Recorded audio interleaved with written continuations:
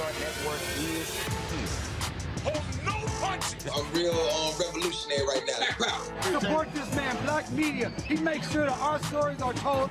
Thank you for being the voice of Black America, Roland. Stay black. I love y'all. All momentum we have now, we have to keep this going. The video looks phenomenal. See, this difference between Black Star Network and Black-owned media and something like CNN. You can't be Black-owned media and be scared. It's time to be smart. Bring your eyeballs home. You dig?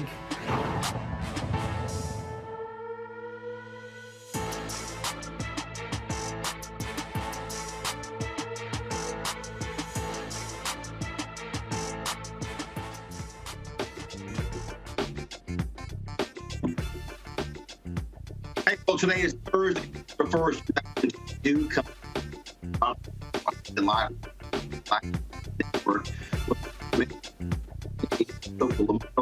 Lumumba, water is what is the state doing or not? He was also on the show. Jamarion got at least 59 times. Two Georgia police officers in 2016. His mother's also thrown out, but for the role of that of the we'll talk to her about AT&T, the $325 million lawsuit by two black men who say they stole their business for Georgia as well. Plus, the black grassroots organization looking for breaking away from the black network will explain what this all means. Also, how much profit comes to the Pew Research Center and the whole of America, but also Americans who said that their ancestors were not in breakdown that particular poll. President Joe Biden tonight, he was talking about threat to democracy. It is time to bring the funk on Roland Martin Unfiltered. Black Star Network.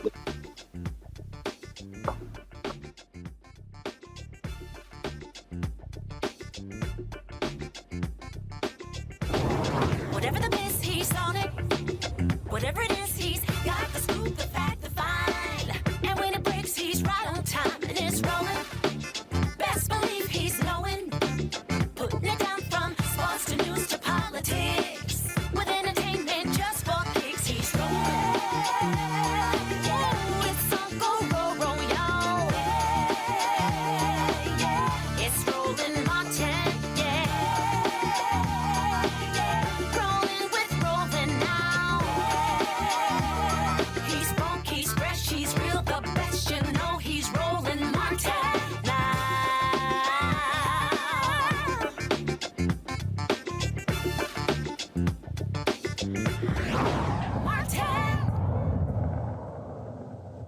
Jamarion Robinson was shot 59 times in 2016 by U.S. Marshals. The initial lawsuit filed by his mother was thrown out. Now, the appeals court has now said that this can move forward. So the immunity did not extend to the shooting an unconscious suspect.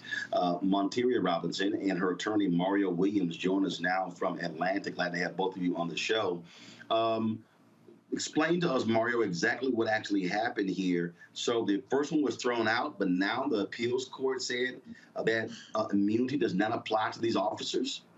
Yeah, Roland. So in short terms, we were in federal court. We filed in district court. I took over the case after a couple of lawyers had been on the case. We filed what they call summary judgment. The district court judge, who is now actually the chief judge of the district court in Northern District, Georgia, he ruled against us. He said that qualified immunity applied, that there was no tribal issue on constitutional violation. We appealed to the 11th Circuit. On Monday, the 11th Circuit reversed the district court, saying that qualified immunity does not apply and that they should be, and they will, actually stand a jury trial. Monteria, obviously this is great news, and this is one of the issues that we have often talked about, how qualified immunity is used to protect police officers. Yeah, correct. With that being said, you know, this case does take away think Ms. Robinson's mic with that is being said, this is a great thing because there we go. Actually, Ms. Robinson, you can start over because we couldn't hear you. Now go ahead. Now we can hear you. sure. As you were saying, yes, I'm overjoyed. I'm ecstatic about the ruling. And I always say that a lie never wins. But this case, with this verdict, it does set precedents, which takes away officers' qualified immunity, which violates a person's Fourth Amendment right. And so I'm grateful and overjoyed that the ruling is now in my favor.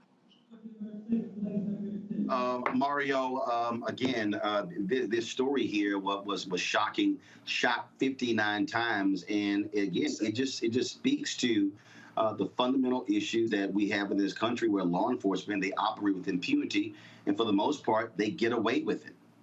I tell you what, Roland, people need to understand the facts of this case. Here's this. Unfortunately, Jamarion was suffering from mental illness.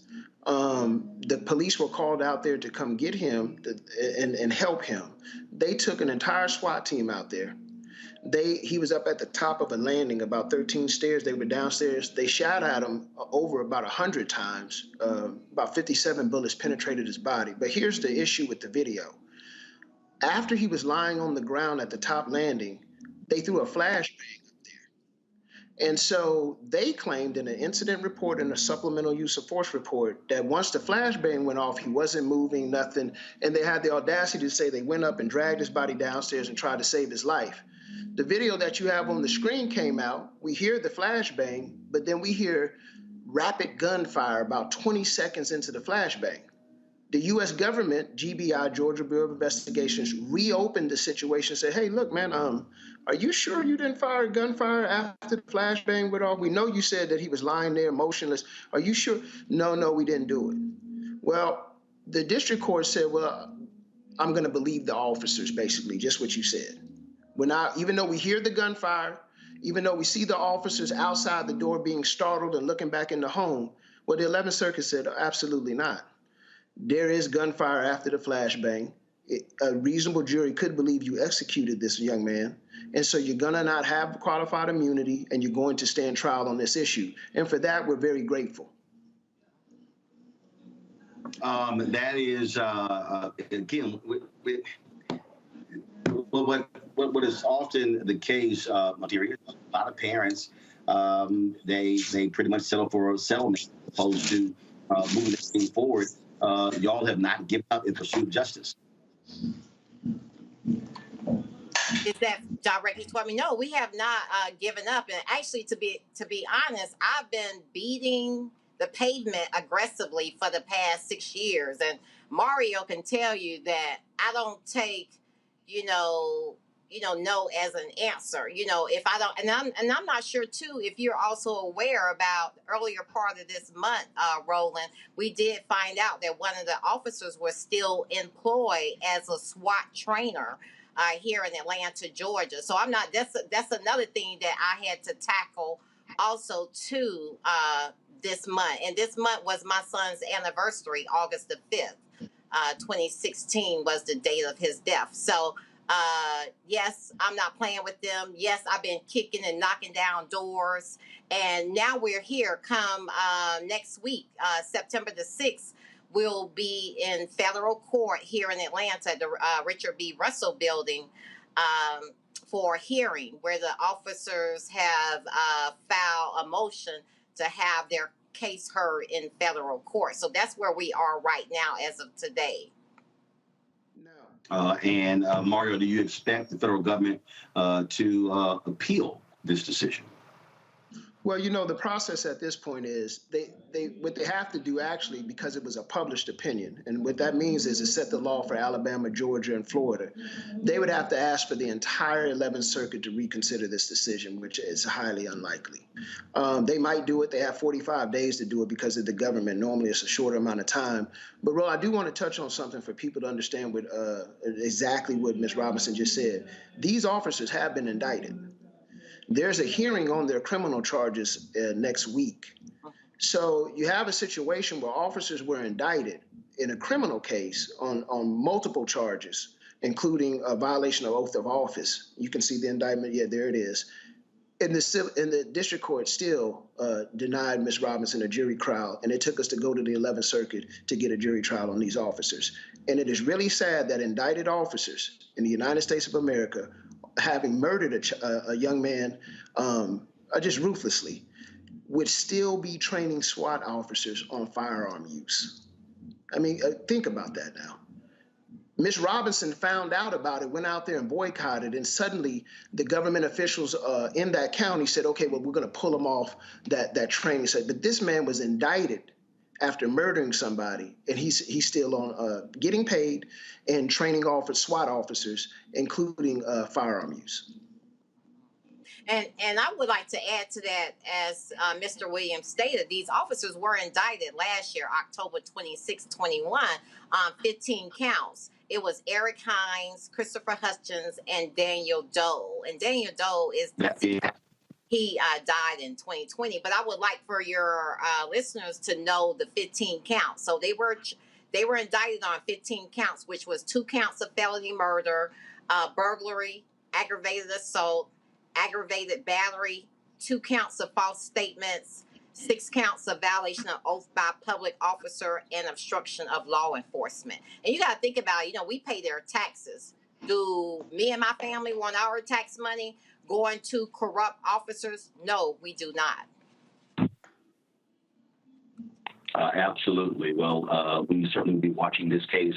Is one of the cases that we often cover that details the kind of conduct of police officers. We certainly appreciate it. Ms. Robinson, as well as Mark Williams. Thanks a lot. Thank you. Talk to you soon. Indeed. I want to go to my panel now, talk a little bit further about this. Reese Colbert, Black Women Views, Dr. Greg Carr, Department of Afro-American Studies at Howard University, and will be by Erica Savage, founder of the Reframe Brain. Reese, this is precisely why we were fighting for the George Floyd Justice Act. It was frankly, the reason it's not law is because of Senator Tim Scott, his failures in terms of moving this bill forward, addressing the issue of qualified immunity. Right. I mean, qualified immunity gives people the right to basically execute citizens without any kind of personal civil liability. I mean, these people are looking at jail time. Hopefully they will get convicted of murder. But the reality is that you got to hit them in their pocketbooks for them to really be deterred from this kind of behavior, because we know that a lot of times these cops do get off of their charges. There's a very high bar to clear in terms of intent for police officers who kill citizens like Jamarion. So, I mean, my heart is with the family. I appreciate how his mother is relentlessly and tirelessly fighting for justice for her son and keeping her foot on these people's necks, because it is absolutely unconscionable that a person facing murder charges is still training other people to do the very thing that landed his ass a murder charge in the first place. That is absolutely crazy. And it just goes to show that this is not, something that is against the policy. It's actually what they intend to continue to do to Black citizens. We see this over and over and over again, Greg, where unfortunately the laws are often far too much in favor of police, and the fact that they actually were indicted, but they couldn't go forward with a jury trial. What the hell is the whole point of being indicted?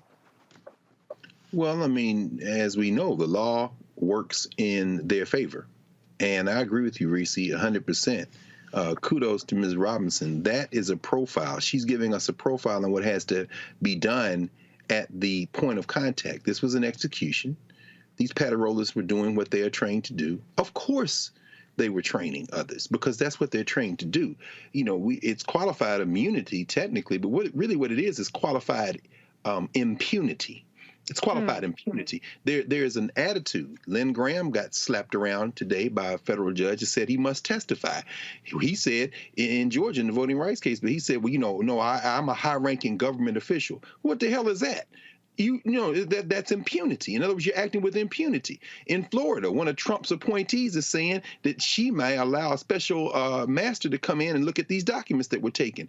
He wants her to decide whether or not to extend some form of executive privilege over these documents.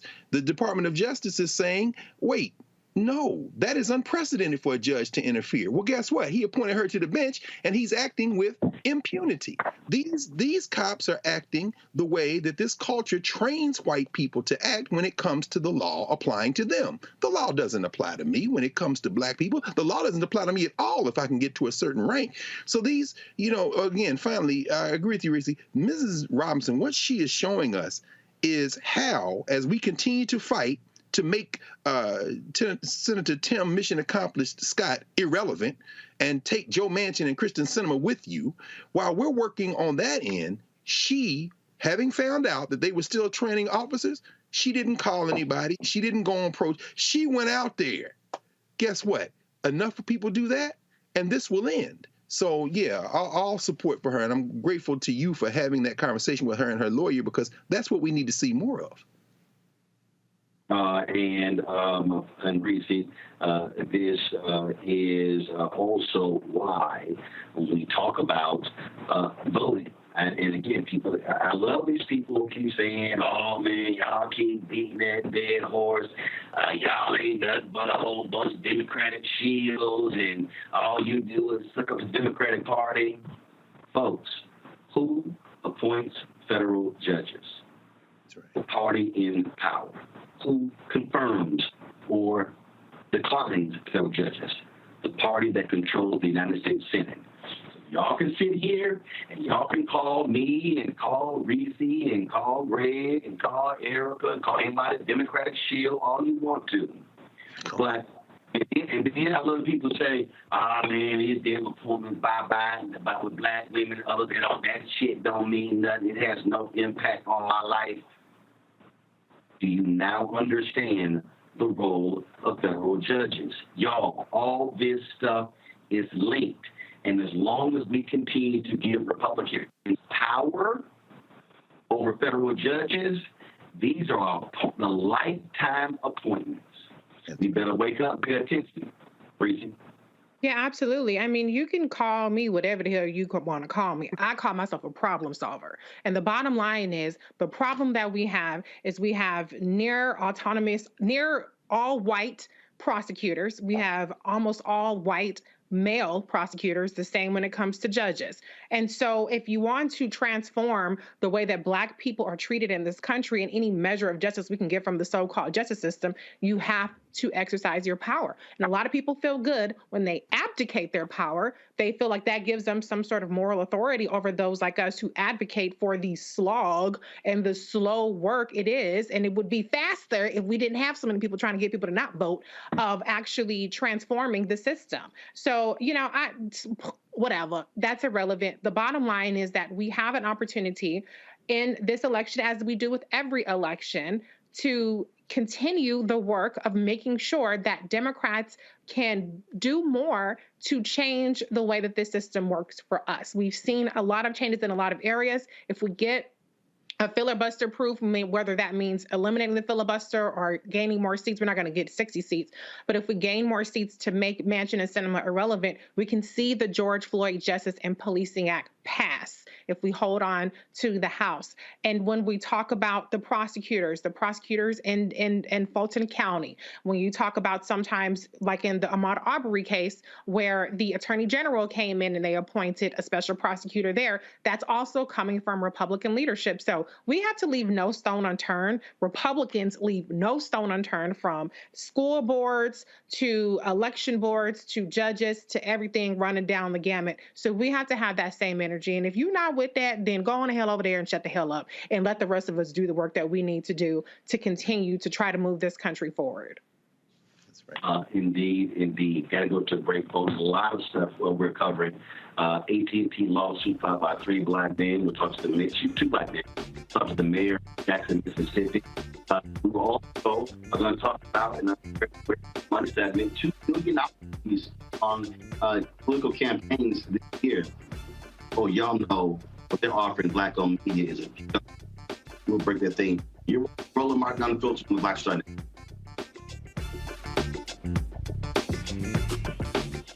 When we invest in ourselves, our glow, our vision, our vibe, we all shine. Together, we are Black beyond measure.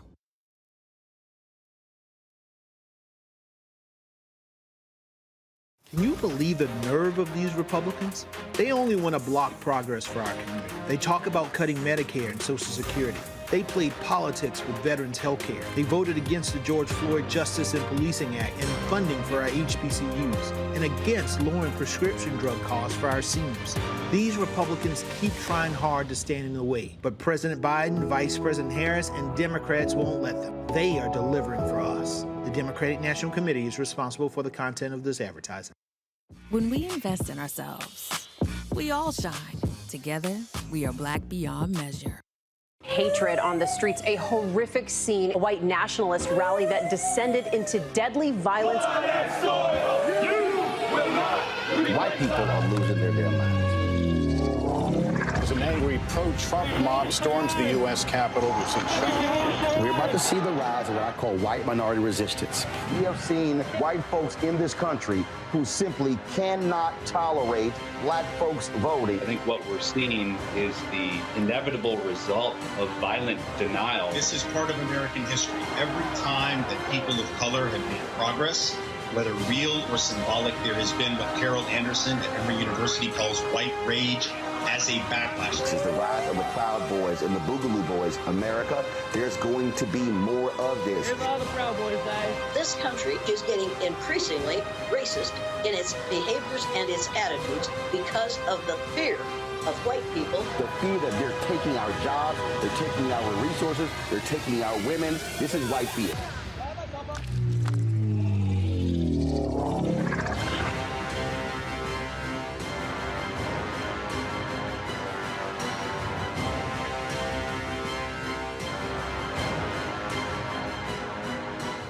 Pull up a chair, take your seat at the Black Table with me, Dr. Greg Carr, here on the Black Star Network. Every week, we'll take a deeper dive into the world we're living in. Join the conversation only on the Black Star Network. When you talk about blackness and what happens in black culture, we're about covering these things that matter to us, speaking to our issues and concerns. This is a genuine people-powered movement. A lot of stuff that we're not getting, you get it, and you spread the word. We wish to plead our own cause. Too long have others spoken for us. We cannot tell our own story if we can't pay for it. This is about covering us. Invest in black-owned media. Your dollars matter. We don't have to keep asking them to cover our stuff. So please support us in what we do, folks. We want to hit 2,000 people, $50 this month, raise $100,000. We're behind 100,000, so we want to hit that. Y'all money makes this possible.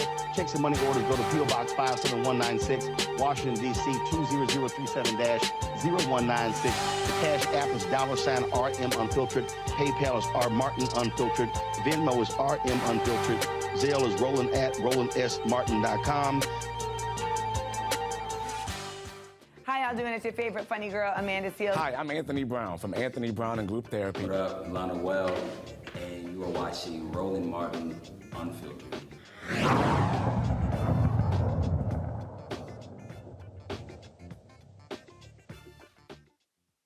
All right, folks, a Georgia businessman was part of AT&T's multi-billion-dollar initiative to ensure that more African Americans became suppliers working with the company. Instead of that happening, they contend the media company refused to work with the company and stole their business plan. Joining me now from Atlanta is Jerome Edmondson. He's the president of EDN Communications and Technology. And from Dallas, Texas, Derek Scott, a black AT&T executive who said he's a victim of ongoing intimidation tactics and other criminal behavior at AT&T. Glad to have both of you here.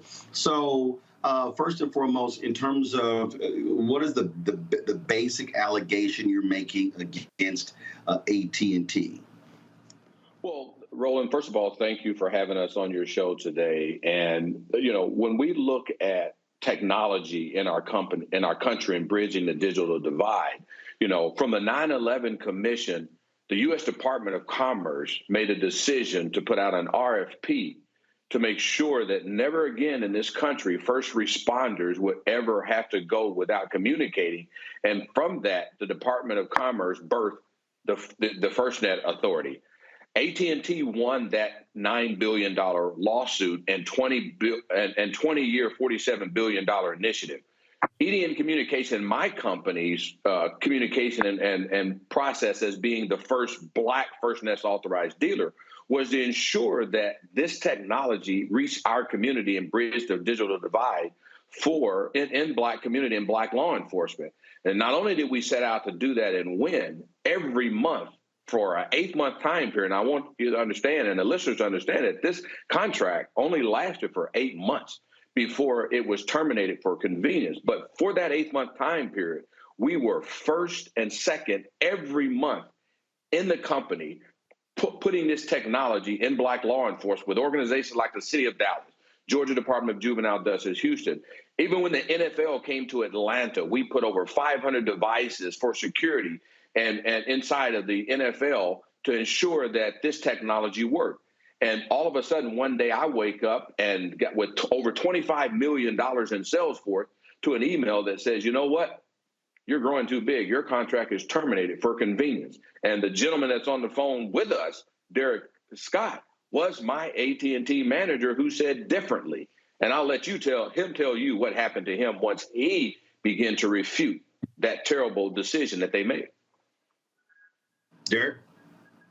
Yeah, I appreciate that. And thanks again for the time today. I think Jerome's absolutely right. This was a 9-month process where Jerome and I didn't know each other before this time and point, and they put us together. And when they did, we started to do exactly what we were asked to do. It was my job, and Jerome to do his job. Once that began to happen, I started to see some anomalies inside of AT&T that made me question, was this something that was across the board for all people that were in this program and partners in this channel, or was this just specific for the Black entrepreneur that was into this organization? As I dug deeper and started asking questions, that's exactly what I found. So once I found that, I started asking the questions, if this is going to be something that's for everyone, or are we treating them differently? Once I started exposing that, there became the issues of the 9 months of complete hell for myself individually inside AT&T, as an AT&T employee, and for Jerome outside. So to answer your question specifically, I'm specifically in a lawsuit with AT&T for retaliation and for racial discrimination, or for discrimination rather. So those are the two things from my perspective inside of AT&T that led to this 9-month to 1 year retaliation and discrimination lawsuit. Wow. And so where does the suit stand, first of all, and has there been a response, Jerome, from AT&T?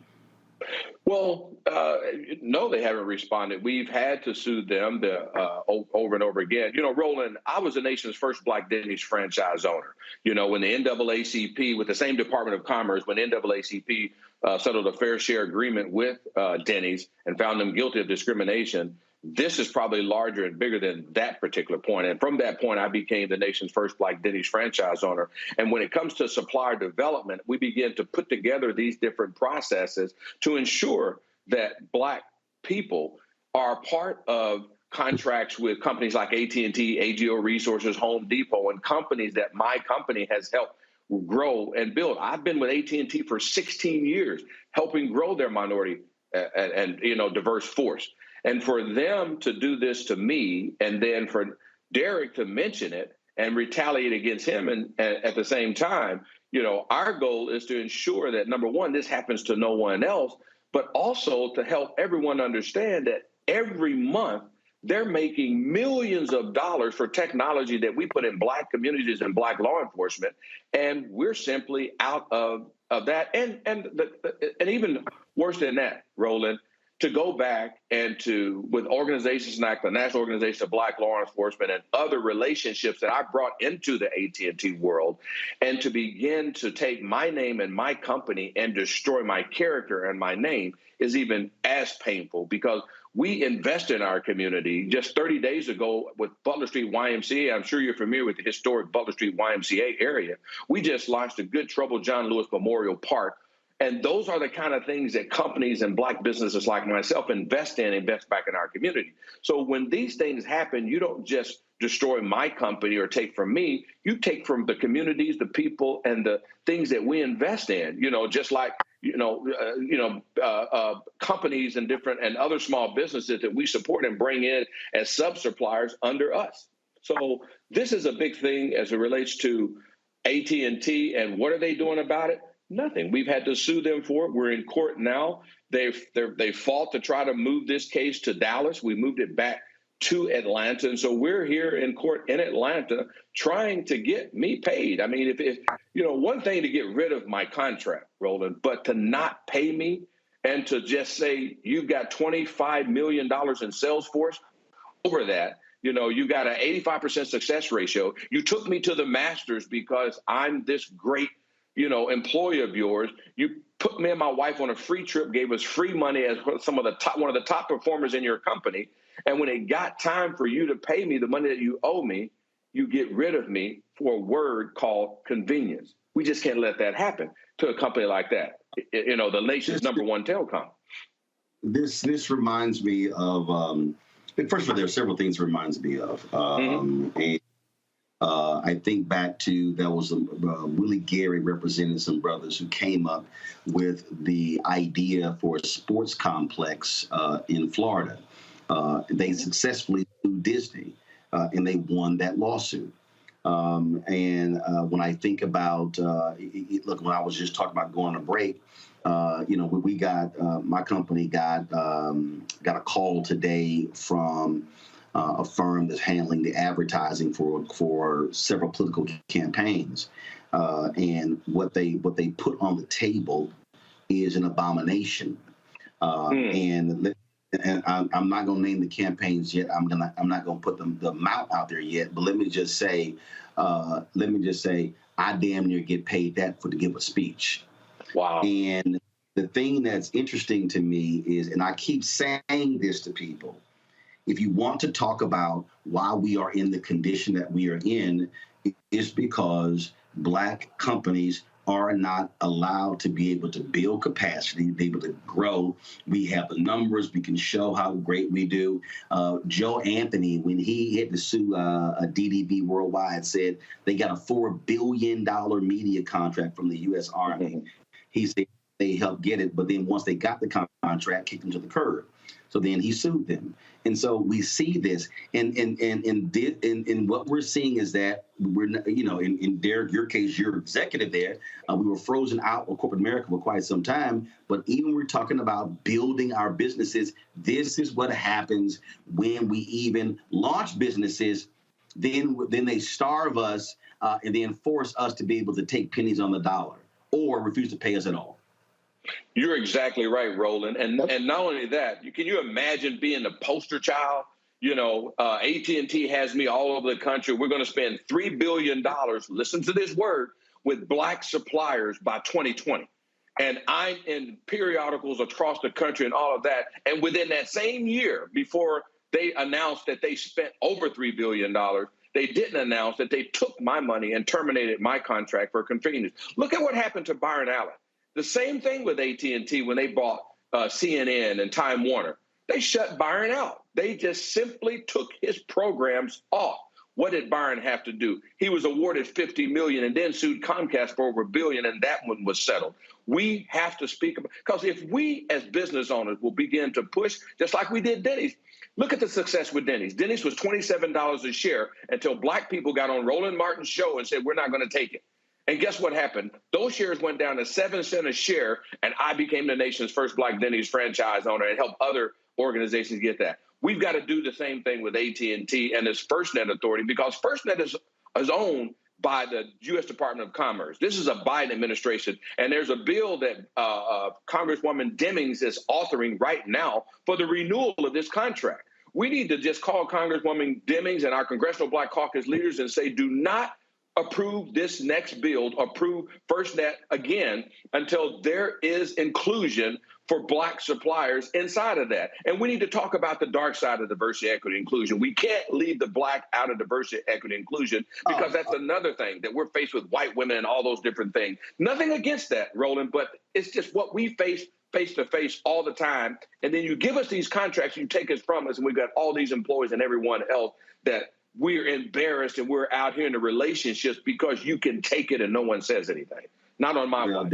I'm going to sue them. don't even get me started. DEI is totally BS for me. Now, Derek, you say you're being targeted. So are you a part of Jerome's lawsuit, or do you have another claim against AT&T? I have a separate claim. So as much as we're talking about outside, it's happening inside as well. The shackles are on inside as well as outside. So I'll give you a few examples of what they've done to me since I've met Jerome and since I've started asking these questions. They've done things like put me on a performance improvement plan, even though I made 110% plan that year of 2018 at that point in time, 2018, with 5 of my co-peers of 7 that were under 70%. Had absolutely zero retaliation against them whatsoever and should have been put on a performance improvement plan. What they did in the opposite is help them get through that point. So that happened through the end of 2018 in conjunction with what they were doing to Jerome. They purposely spent time taking my travel away from me, making me do extra work. I spent an extra 40 to 50 hours a week just explaining my daily job on top of doing my job, and I still performed at that job. And what did they do the following year when it was time for a review time? They gave me a 0% raise. Out of the 200,000+ employees that work for AT&T, everyone is required by their own standards to have a performance review every year and a time frame by February and closed out by March and April time frame. They did not do mine at all. I had to end up going to them 4 or 5 different times, filing multiple claims to get them to even open my annual review. When my annual review was finally done, it was July. And what they did in that annual review is they let the manager that put me on the performance plan that should have never happened put negative performance on my review that's still there today. They have taken and ruined my reputation. They've ruined my career. They've ruined my success model. They've ruined my outside reputation within my company. They've taken money from me, and they continue to do so. And the people that are doing this are still in place. This is a systemic problem within the company that continues to happen. And until we do something about it and say something about it and stop these type of oppressions, it will continue to happen. Now, Roland, if you can take this into perspective, this is a young brother here that fought for me. I had no idea that he filed an EEOC complaint about how they were treating me differently. I had no idea that when they came after him, he had to file a second EEOC complaint for retaliation. This is unbeknownst to me. I'm thinking they're attacking me, but this young man was in position to be an AT&T officer, you know, and they gave him to me because they said, well, we think Jerome can work better with a black manager. Okay, I did. We were successful at what we were doing. We're #1 into the company every month. We're beating companies like Panasonic, Dell. Nobody could compete with us because it's true that if we come together as a community to begin to do business with one another, it was law enforcement. We didn't just deploy Department of Juvenile Justice, which was the first net deployment and the largest. We put AT&T University in there. We went in and made sure those kids we started Kids That Code, hackathon, you know, app. We invested into the future of that. They've got years of their partnerships with their own family and so forth and bring them up in the system. But the moment that they sent a letter, an email to the city of Dallas saying that, and I'm in the middle of getting paid, Roland, $1.8 million with the city of Dallas and more. I'm in the middle of getting my first checks on that. They shut it all off and then told the city of Dallas that they don't work with me anymore. The city of Dallas sent an email to them and said, if EDN Communications is not a part of this deployment, we are not deploying.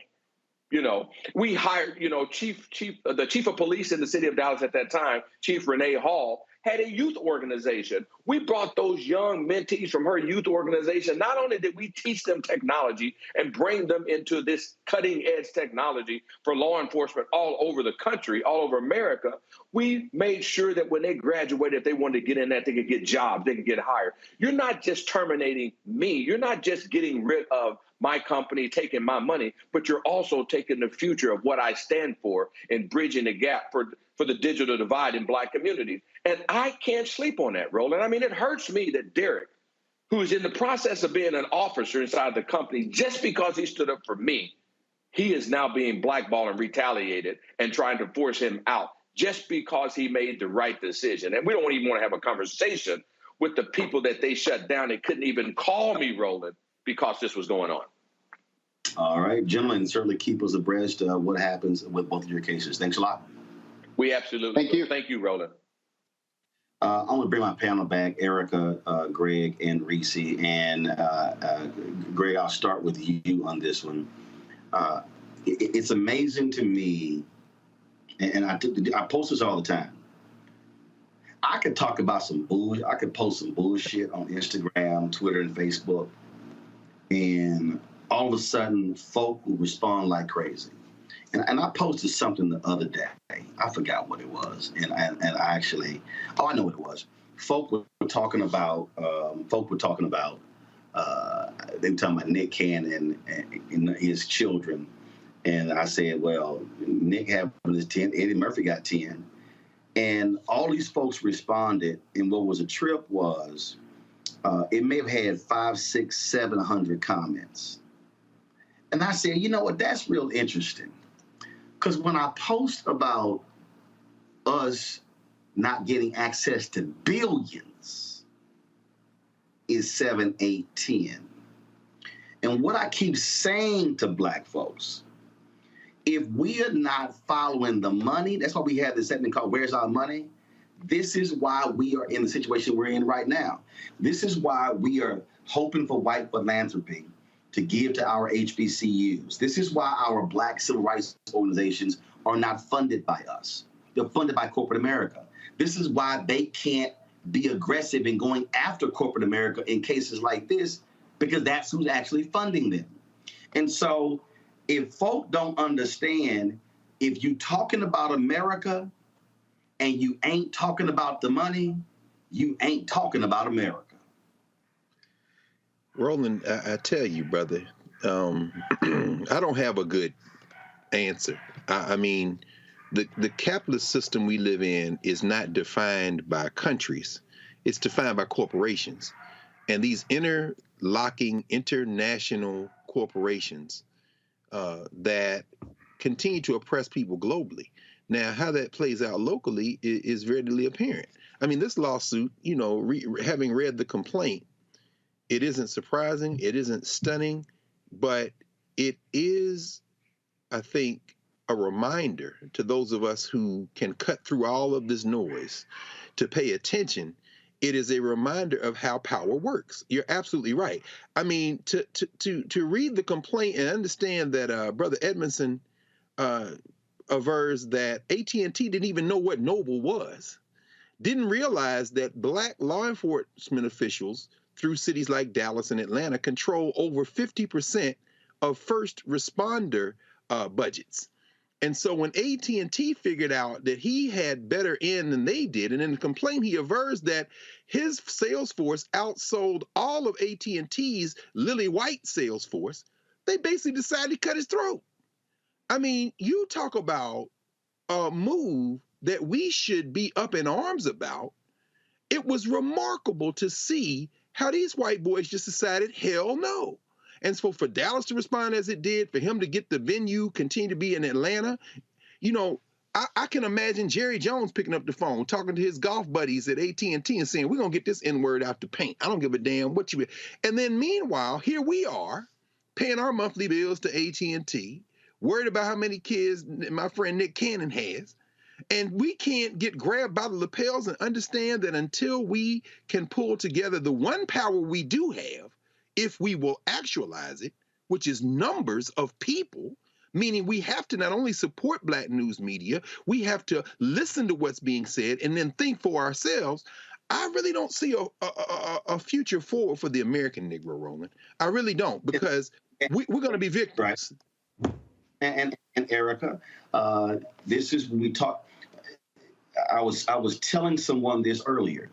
In Dr. King's book, Where Do We Go From Here, Chaos or Community? He said that there are 4 institutions that are prime positioned to liberate Black America. He said the Negro Church, the Negro Press, Negro fraternities and sororities, and Negro professional and business organizations.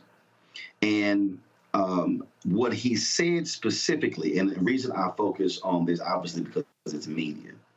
I focus on this because what he said is that the Negro press cannot fall for the conservative and must maintain its militancy. That's right. Then he talked about professional organizations and fraternities and sororities. What he's talking about, this is the collective mass of Black people where you can use your power and your leverage to be able to make a series of demands. And so if all of a sudden, that's what Operation Breadbasket was about. That's what Reverend Leon Sullivan was doing in Philadelphia, who introduced that concept to Dr. King, who adopted it as Operation Breadbasket. There were plans to create Operation Breadbasket chapters across the country separate from the Southern Christian Leadership Conference. As Coretta Scott King said, they killed my Martin when he started talking about the money. And so what I am trying to get these hard-headed Black folks today who keep saying, man, you out here begging a white man for money. Well, fool, you go, what did the robbers say? Why you rob banks? Because that's where the money's at. So part of our deal is we've got to have our institutions, our Black churches, fraternities and sororities, business, professional organizations, and Black media align, asking the question, what a check. I know, look, reparation folk, you trying to get the political people to do that. I'm talking about the money that exists right now. And if we are so fixated, Erica, on bullshit, on housewives, on comedic shows, on laughing and dancing and how many kids somebody have and whatever, then they sitting here going to the bank cashing checks, and then we still sitting here broke as hell wondering why we can't afford to build our communities. And the other thing, a few points which you made there, when we talk about pillars, the first one that you named, Black folks, the Black church, we are the most philanthropic group in this country. So that's off the top, period. That's where people take their coins, to the church. And we are the most giving, not even talking about the extra tipping that we do to kind of add in the notion that Black people don't tip, which is a complete and utter lie.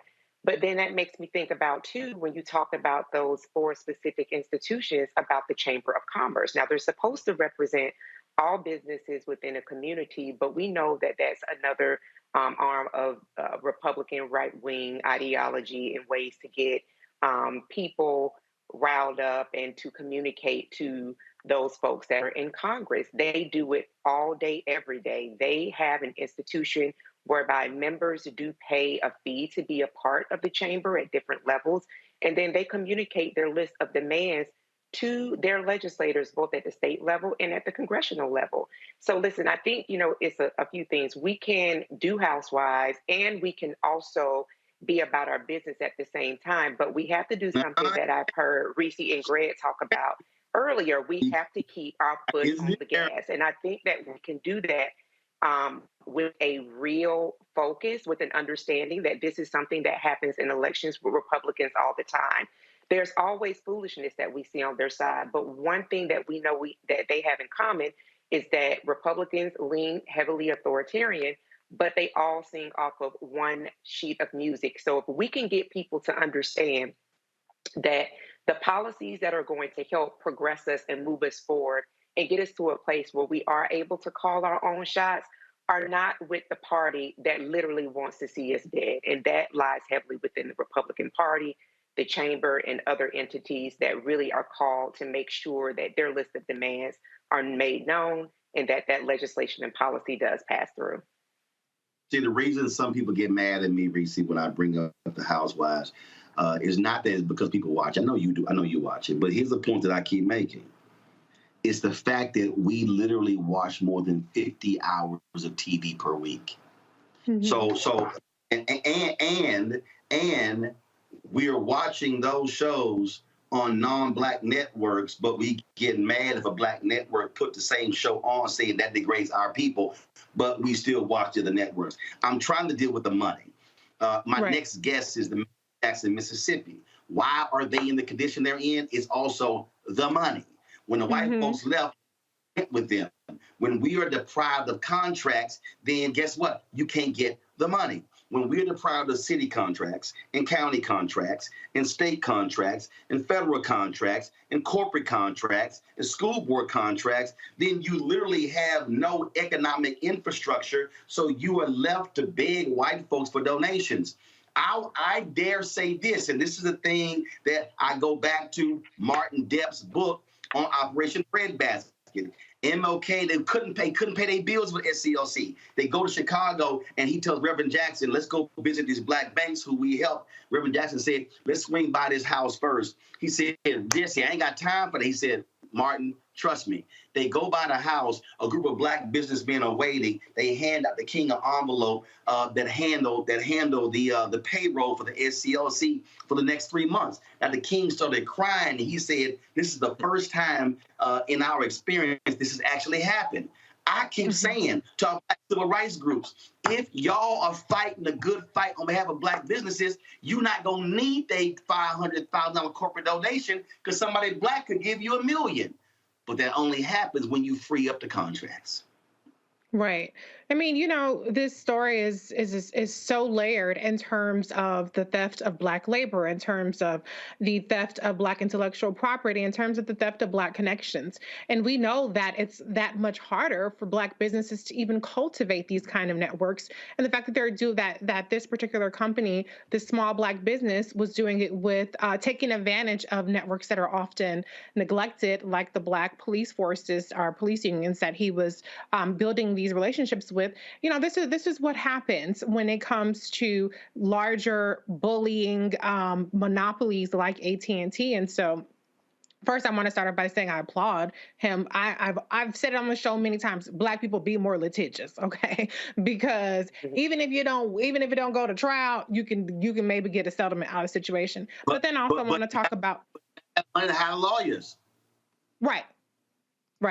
But I also want to talk about the Black manager, because this is another thing that we see time and time again. Last week on your show, you know, one of the topics last Thursday was Black doctors being dismissed at disproportionately higher rates. And we know that across corporate America, when Black people are in business, the number one way they try to get at you when it comes to shushing or quieting down or retaliating you against raising disparate treatment is they try to make it a performance issue. They do these performance improvement plans to get Black people out of these positions of power and to try to cover their tracks. And so the reality is, you know, we have to cultivate our own networks. We have to hold on to those networks so that somebody else can't come in and take advantage of it and leverage it and shut us out. And we have to do what the Dallas police force did in this case, where they said, well, if this company is not part of it, then no deal.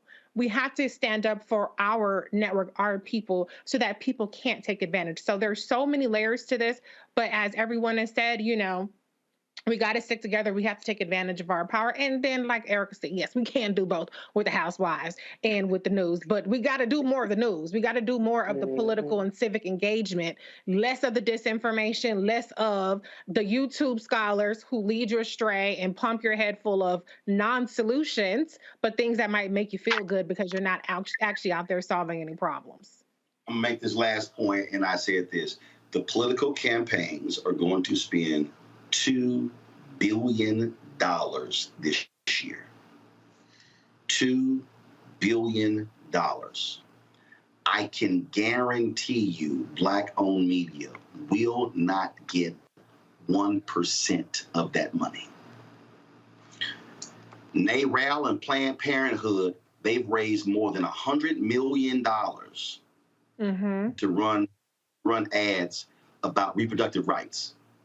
Black women, Black women's organizations, Deltas, AKAs, Sigma Gamma Rho, Zetas, Links, Ladies of Distinction, Eastern Star, y'all should be saying how much of that money y'all spending towards Black people.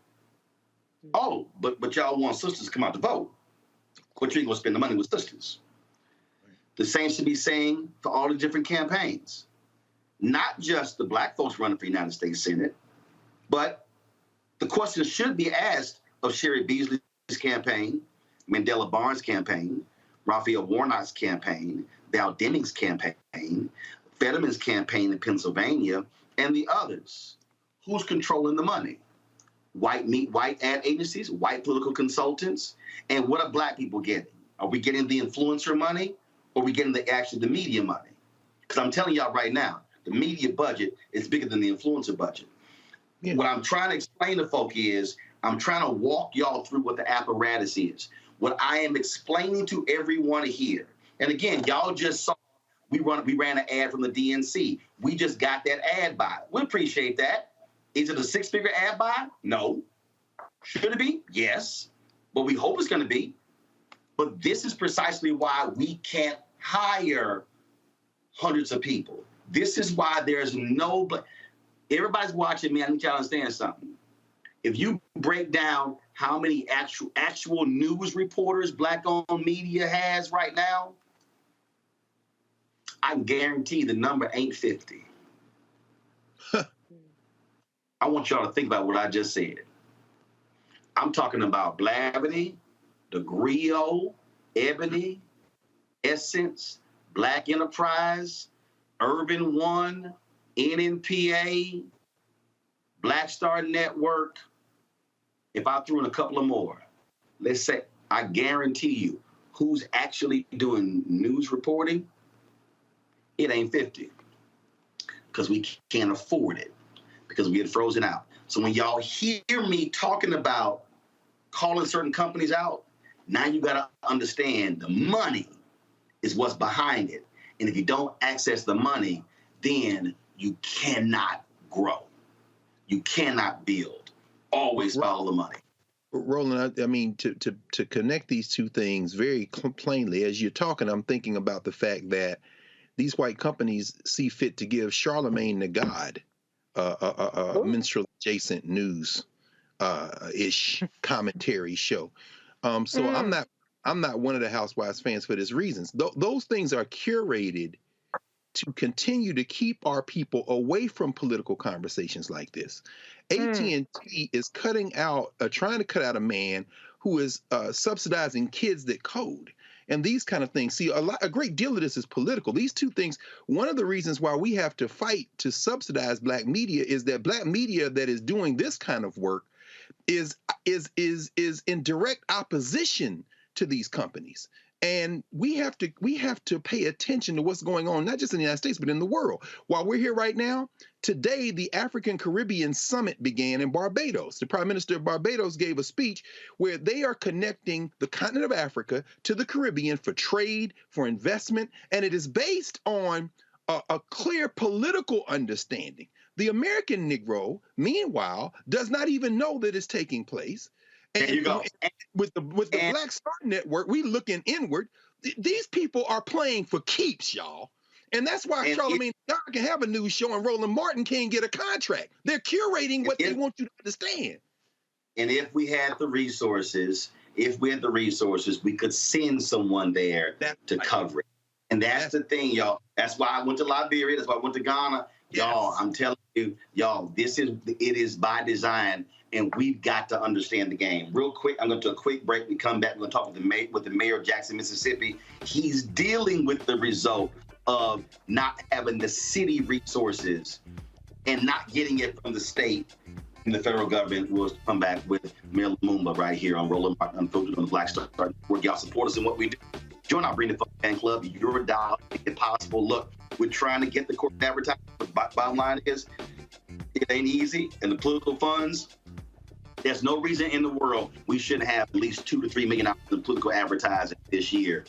We don't even have 1% of that. Download, first of all, check out money orders with P.O. Box 57196, Washington, D.C. 20037-0196. Cash App, $RM Unfiltered. PayPal is R Martin Unfiltered. Venmo is RM Unfiltered. Zelle is Roland at RolandMartin.com. Roland at RolandMartinUnfiltered.com. Back in a moment.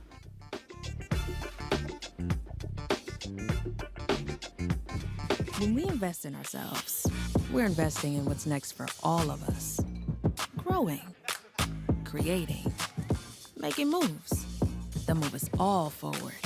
Together, we are Black beyond measure. Can you believe the nerve of these Republicans? They only want to block progress for our community. They talk about cutting Medicare and Social Security. They played politics with veterans' health care. They voted against the George Floyd Justice and Policing Act and funding for our HBCUs, and against lowering prescription drug costs for our seniors. These Republicans keep trying hard to stand in the way, but President Biden, Vice President Harris, and Democrats won't let them. They are delivering for us. The Democratic National Committee is responsible for the content of this advertising. When we invest in ourselves, our glow, our vision, our vibe, we all shine. Together, we are Black beyond measure. Hi, I'm Vivian Green. Hey everybody, this is your man Fred Hammond, and you're watching Roland Martin, my man, Unfiltered.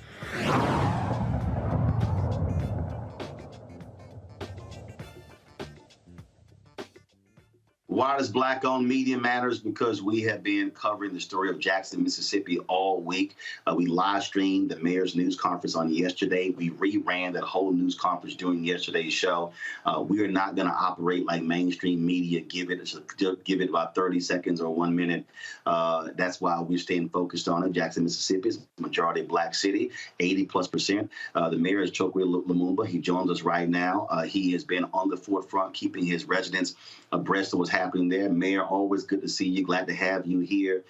You had to correct the governor with your news conference on yesterday. He pretty much threw you and the city under the bus, but you had to make it clear what the actual facts are regarding the water condition there in Jackson. Yeah. Well, first and foremost, it's always good to speak with you, my brother, and thank you for lifting up the issues that our people have been suffering under.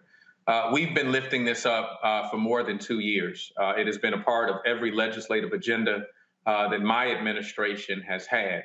And I've been in office, I'm in my 6th year now. And so, we've been met with that resistance, and we've continued to sound the alarm, letting it be known that it's not a matter of if these systems will fail, but when these systems will fail. And we have the receipts for that. Now, I have been unapologetic. I have been, I have not been bashful in sharing why those reasons are. And at this moment, when the state came into my office on Monday and shared that they were going to bring some resources, I told them, well, we open our arms to that. And so we need far more. We have to make certain that when the cameras go away, that is not where the effort ends. And we have to make certain that it's not just about stabilizing the system in this moment, but building a sustainable, a dependable, and an equitable system. And I say equity because not only do we have a system that fails on many occasions, we have a system that has a disproportionate effect on the blackest and brownest parts of our city. In South Jackson, the areas that are the furthest away from the water treatment facility and at the highest elevation, people have recognized that inequity. And the reality is that we don't have a lever that distributes water from North Jackson to South Jackson. But what we do know is that when values are established on properties, those things are considered. And so we have to better understand things like city and urban regional planning and how it affects our communities and the disproportionate effect that it provides on our families and the exploitation of Black bodies and Black families. So this is quite interesting. As you are talking, conservative Eric Erickson has hosted a radio show out of Georgia. And he literally sent this tweet 3 minutes ago. He said, and I'm reading this a quote. He was responding to a Washington Post story about what's happening in Jackson. He says, quote, "This is getting really fucking ridiculous. The Jackson water problem is not a climate change issue. It is a government failing to collect payments, losing money, and failing to maintain and upgrade infrastructure problem. The climate stuff is cult-like." Well, first and foremost, in terms of the history of this problem, to be very clear, my family moved to Jackson in 1988.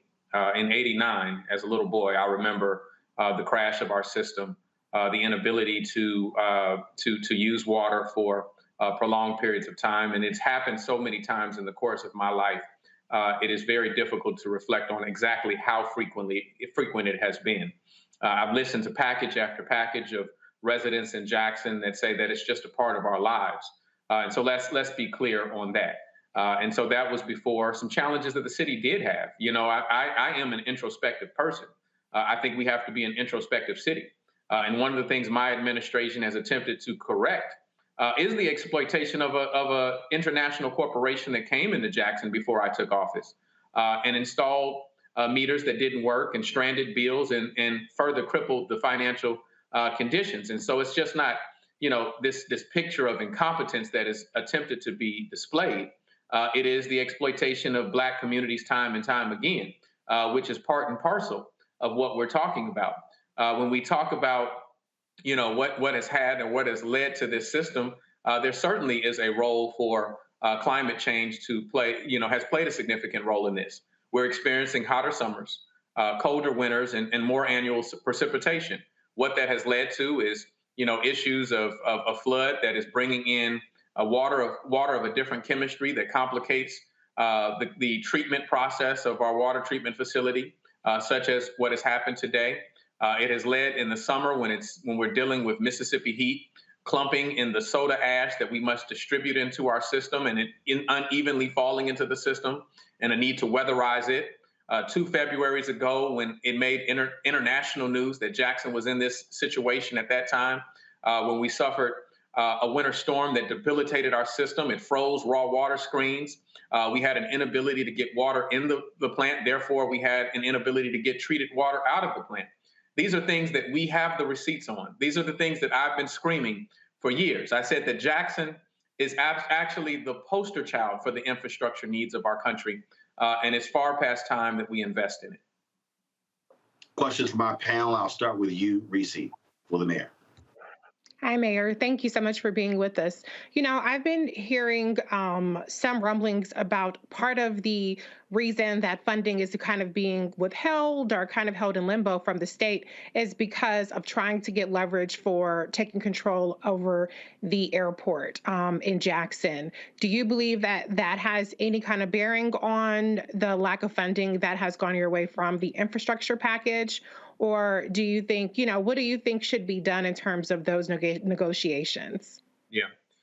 So I will say that there has been an ongoing fight for us to maintain control of our airport, an airport that our city invested in, an airport that largely our decision of where it was located at the time it was built has worked to the benefit of surrounding communities. In fact, we housed our airport in an area right outside of Jackson called Rankin County, whereas conventional wisdom at that time would have said that we should have put it between Jackson and Vicksburg because those were the more densely populated areas. And so as the surrounding communities have grown, they now look in a vile way towards Jackson and talk about how they want to build around it. The effort to take over the airport has nothing to do with the facility or how it runs. In fact, Jackson is enjoying record service at our airport. We are one of the only cities that are offering more flights or more carriers since the pandemic than prior to the pandemic. And it's largely led by a nearly all Black commission that is doing an amazing job that took the airport out of the red and brought it into the Black. These are the narratives that aren't being told.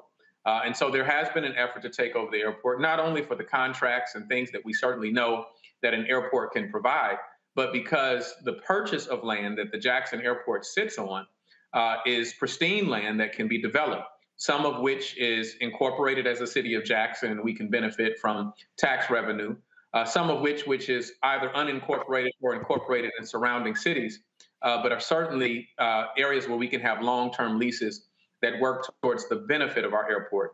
We certainly know the story of the Atlanta airport and how Black wealth was built upon that airport. Yep. We want to take advantage of that too. And so, yes, this has been a fight that we've been a part of.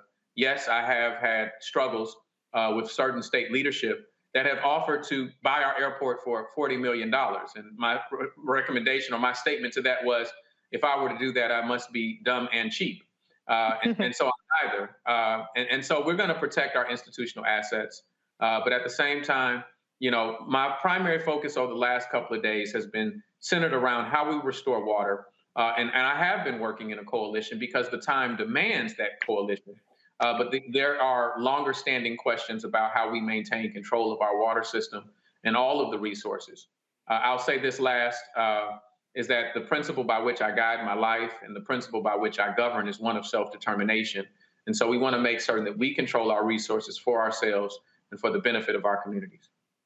Can I just say the reason I asked that too is because I just want to be clear, and I'm glad you clarified it, that this is not a matter of trading one for the other, because I don't want anybody to blame you or the leadership in Jackson for what's happening with the water treatment plant because of, you know, whatever kind of shady business is going on. So thank you for clarifying that. No, thank you. Thank you for asking the question. Let's go to next, Greg Carr. Thank you, Roland. And hey, Brother Mayor, it's always good to see you, brother. Love and strength to you and the family and everyone there in Jackson.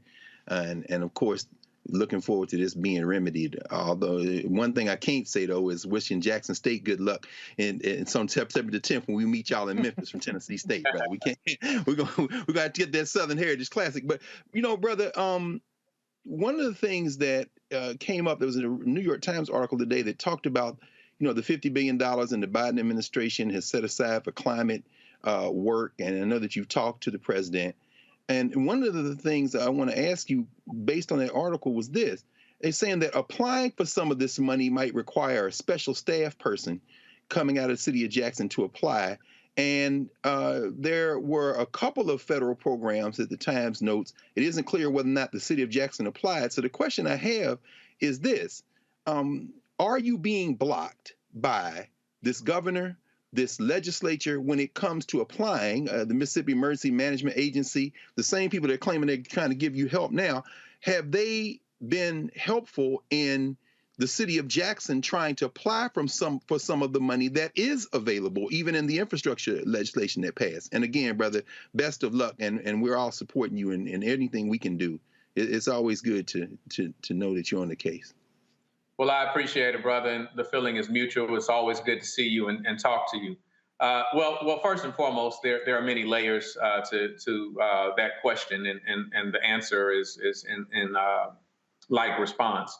So first and foremost, in terms of the federal dollars that have come through the state, we have not received any of that money. The portal, in order to apply for ARPA funding that was sent to the state, literally just opened today.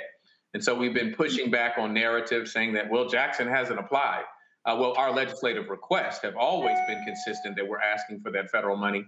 Federal money, you know, that I might add that when I'm talking to Administrator Regan of the EPA, even when I talk to former Mayor Mitch Landrieu, the czar of the infrastructure bill, or even, you know, as many times as I've heard the president mention Jackson, they have all indicated to me that the money that was sent to Jackson, the money that was sent to the state of Mississippi, they had Jackson in mind. In fact, you know, I remember or recall a phone call that I was on with the president where he talked about exactly what the allocation was to Mississippi and that he hoped to see Jackson get that money, get its equitable share. But what we have is, you know, not a firm commitment to any dollar, that cities have to apply. All cities have to apply through MDEQ. That's the the Mississippi Department of Environmental Quality, and put our projects forward. And then after you apply through MDEQ, Jackson and Jackson alone has a duplicitous process where we then have to submit an application to DFA, the Department of Finance and Administration. And certainly that concerns me. There is no justification for Jackson to have that duplicitous process. It's another hurdle for us to climb, and it's another delay for people who are in need of relief now. Now, we are going after competitive federal funds. We are working and talking with the EPA. We are working and talking with, you know, agencies that are helping us, you know, map out a very precise and accurate request for our money, such as the U.S. Water Alliance through the support of the Kellogg Foundation. And so we have the expertise in the House. We're looking at BRIC funding, which is a federal grant that can provide large, competitive, but large sums of money to help repair infrastructure and help in resiliency. We are looking at WARTA funds. We're looking under every pot. And of course, we're looking at the Justice 40 initiative of the EPA, a piece of legislation that was authored that you know, was tailor-made for Jackson as you read that and read, the qualifications, the prerequisites for a city to apply, it speaks to a city like Jackson like no other legislation does. Thank you, brother. Thank you. Erica. Hi, Mayor. I'm so glad that you can be with us today, and echo sentiments of my colleagues around thinking about Jackson, Mississippi, and really praying for quick remedies. My question is around we've read and seen, and you've shared with us that Jackson, Mississippi is 80%, about 80% Black. And this month, September, is Suicide Awareness Month. And just thinking about the brain being 80% water, our bodies being about 60 to 75% water. Water is an essential element within us and around us. So with this environmental racism, I would say that you and your constituents are facing, do you have the necessary support in place? And has your law enforcement, your teams, have they been briefed that, if they see some activity around people who may be suffering with mental illnesses, to not be so quick to use force because of what you all are experiencing right now, which is a water crisis? Well, the simple answer is no. We do not have all of the resources to contend with the challenges that our families and communities are dealing with. These are cycles of humiliation that cities like Jackson find themselves in. Yes, our police department does receive training in terms of how to deal and de-escalate mental health issues. Is it sufficient? No, absolutely not. We're talking about an occupational culture that's a difficult thing to break. And the reality is that our response to these challenges should not merely just be a punitive response, should not be exclusively a policing response. What we are attempting to create in our city is under the mayor, the office of the mayor, is an office of violence prevention and trauma recovery. In that office, not only are we looking to coordinate with violence interrupters and incredible messengers and the like, but also we want to see a one-to-one. For every new officer we bring in, we want to bring in social workers. We want to bring in mental health professionals. When we talk about the sharpest increase in our violence in our city, in Jackson, that picture looks among our youngest demographics. We believe that as we have had to make the choice between a bad decision and a worse decision in the midst of a pandemic, we have often taken young people out of the institutions in which they thrive. And that has resulted in some negative consequences and negative relationships and young people taking permanent solutions to temporary problems. Instead of just making that a police response and substituting policing for parenting, what we're trying to do is also lift up curfew centers, centers where, when we see a young person that is out past a time that is a threat to them or a threat to community in some other way, instead of arresting them when often criminal activity has not ensued, let's take them to a place where we can remediate what is the actual root cause that has them wandering on the street in the first place. Those are the type of holistic responses that I think that we have to incorporate in our communities. And that's what we're trying to do in Jackson.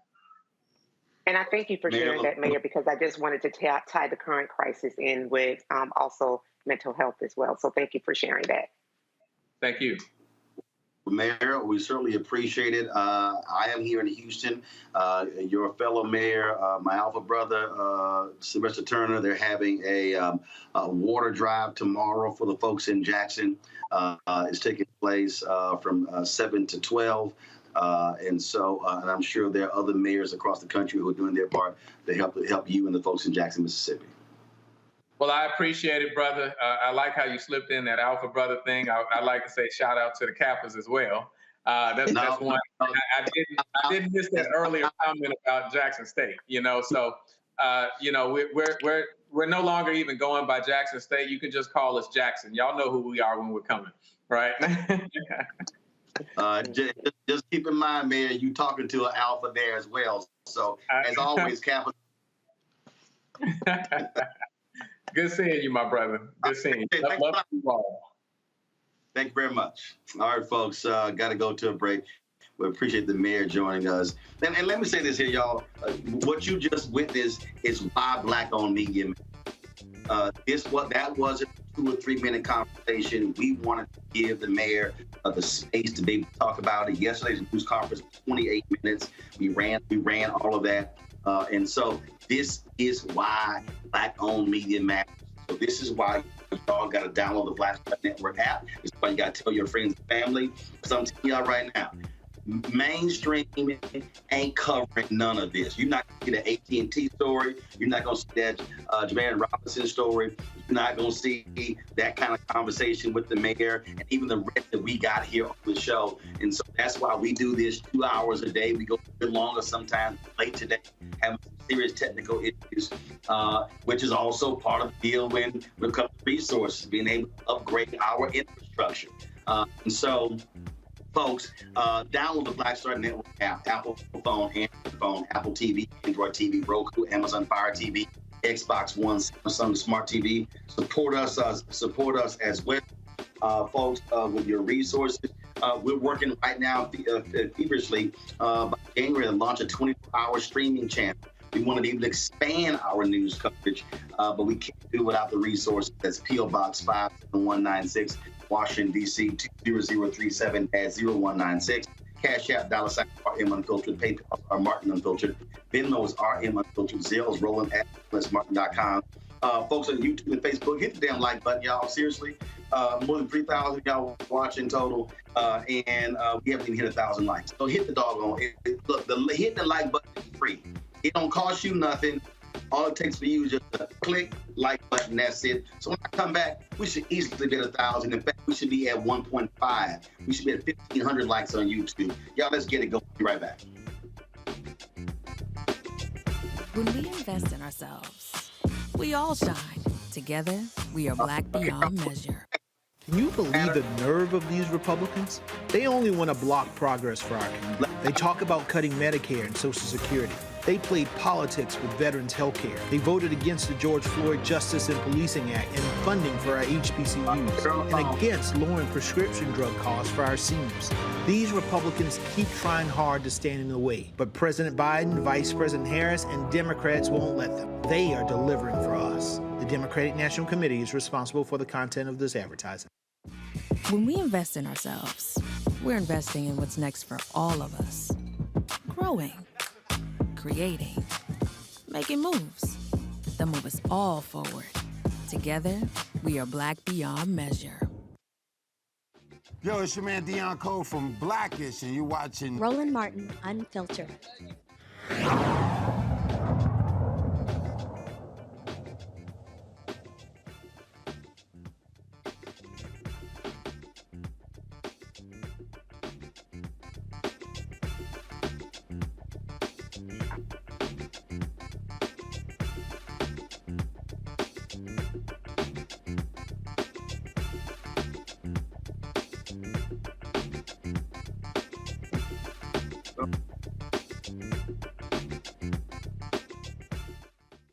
Folks, the Black Lives Matter organization has been in a state of flux over the last couple of years. From the moment they announced the $90 million they had received in the wake of the death of George Floyd, they have been under intense criticism. Folks have been criticizing former co-founder Patrisse Cullors for the purchase of personal homes for her, but also a home for the organization. You've had the Black Lives Matter Global Network, a whole back and forth over their board of directors, who's controlling the group, who's controlling the money. Well, today, the Black Lives Matter grassroots announced, in essence, that they are separating themselves to fully explain this. This is their first interview. They had a live stream earlier. This is their first interview explaining this. It's Melina Abdullah. She, of course, leads Black Lives Matter Los Angeles. Melina, always glad to have you. So explain to folks what y'all have decided, because when you look at that press release, that statement, it sounded very contentious in blasting the Black Lives Matter Global Network, the foundation, if you will, for a number of things when it comes to what you labeled in the press release as self-dealing. Absolutely. So not only are we publicly making sure that people understand, or doing what we can to make sure that people understand that the Global Network Foundation is in the hands of a highly paid consultant who earned, according to their own reports, I won't say earned, I should say given himself contracts, according to his own reporting, of $2.2 million at the beginning of 2020 alone, right? So we want to make sure that we distinguish ourselves from them, that we are separate from them, but we're also suing them. We filed a lawsuit this morning. We know that when people donated to Black Lives Matter very generously in 2020 especially, but also through the last 3 years, that they were donating in order to contribute to the work that's being done on the ground, to the work that's being done to end qualified immunity, and the work that's being done to build a Black infrastructure in cities like Buffalo, to the work that's being done in the names of our stolen loved ones to topple unjust political systems and systems like prisons and policing. And so those dollars should rightfully belong to those who birthed, built, and are fueling the movement, as well as our platforms. So people might notice a shift in what they see on Black Lives Matter social media. That's because in March of this year, again, a usurper, one of these highly paid consultants named Shalomia Bowers, logged us out of our own social media and is now using consultants to post on the platforms that we built over the last 9 years. The BLK Lives Matter platforms are in the hands of someone who is not Black Lives Matter, who in fact is a consultant that never had their boots on the ground, who never has been in the streets, who's never put their lives and their careers and their bodies on the line, but is using our work and the names of our loved ones to enrich himself. So, look, this was, even when Patrice was on my show last year, maybe it was in 2020, I was still just totally confused who did what, who was what, and it was all over the place. And so, as a part of what took place today, she released a statement.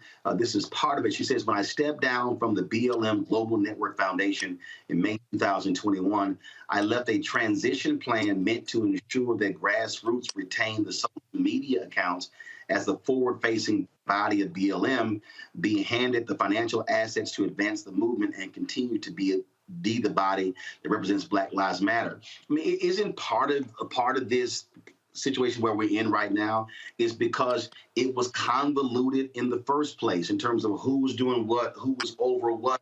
And so now you're left at a place where the money was going to the foundation. The foundation was supposed to disperse it to these various entities. And now she leaves, and now, you know, someone else takes over it. And so now it's sort of like all over the place.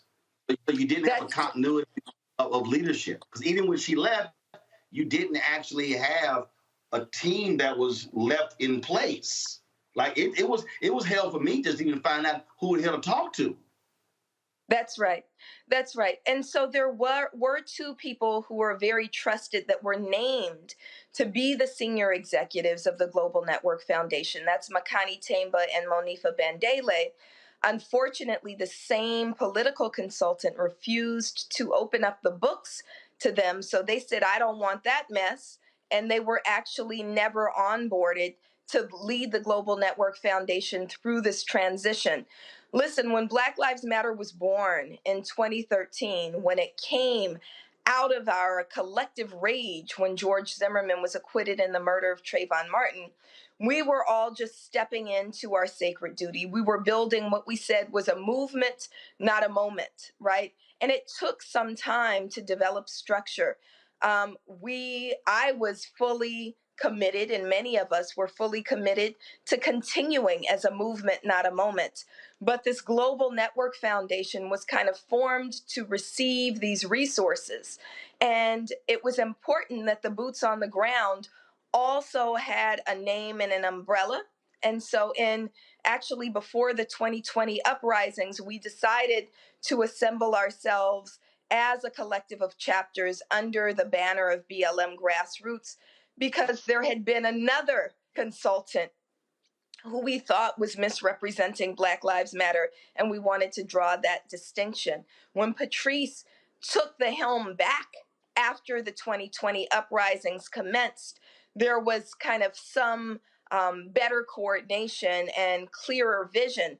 But then when she stepped down again in 2021, it caused an additional mess and opened up the way for, again, this usurper to seize control because he seeks to enrich himself. So y'all are suing them. You're suing them to gain what?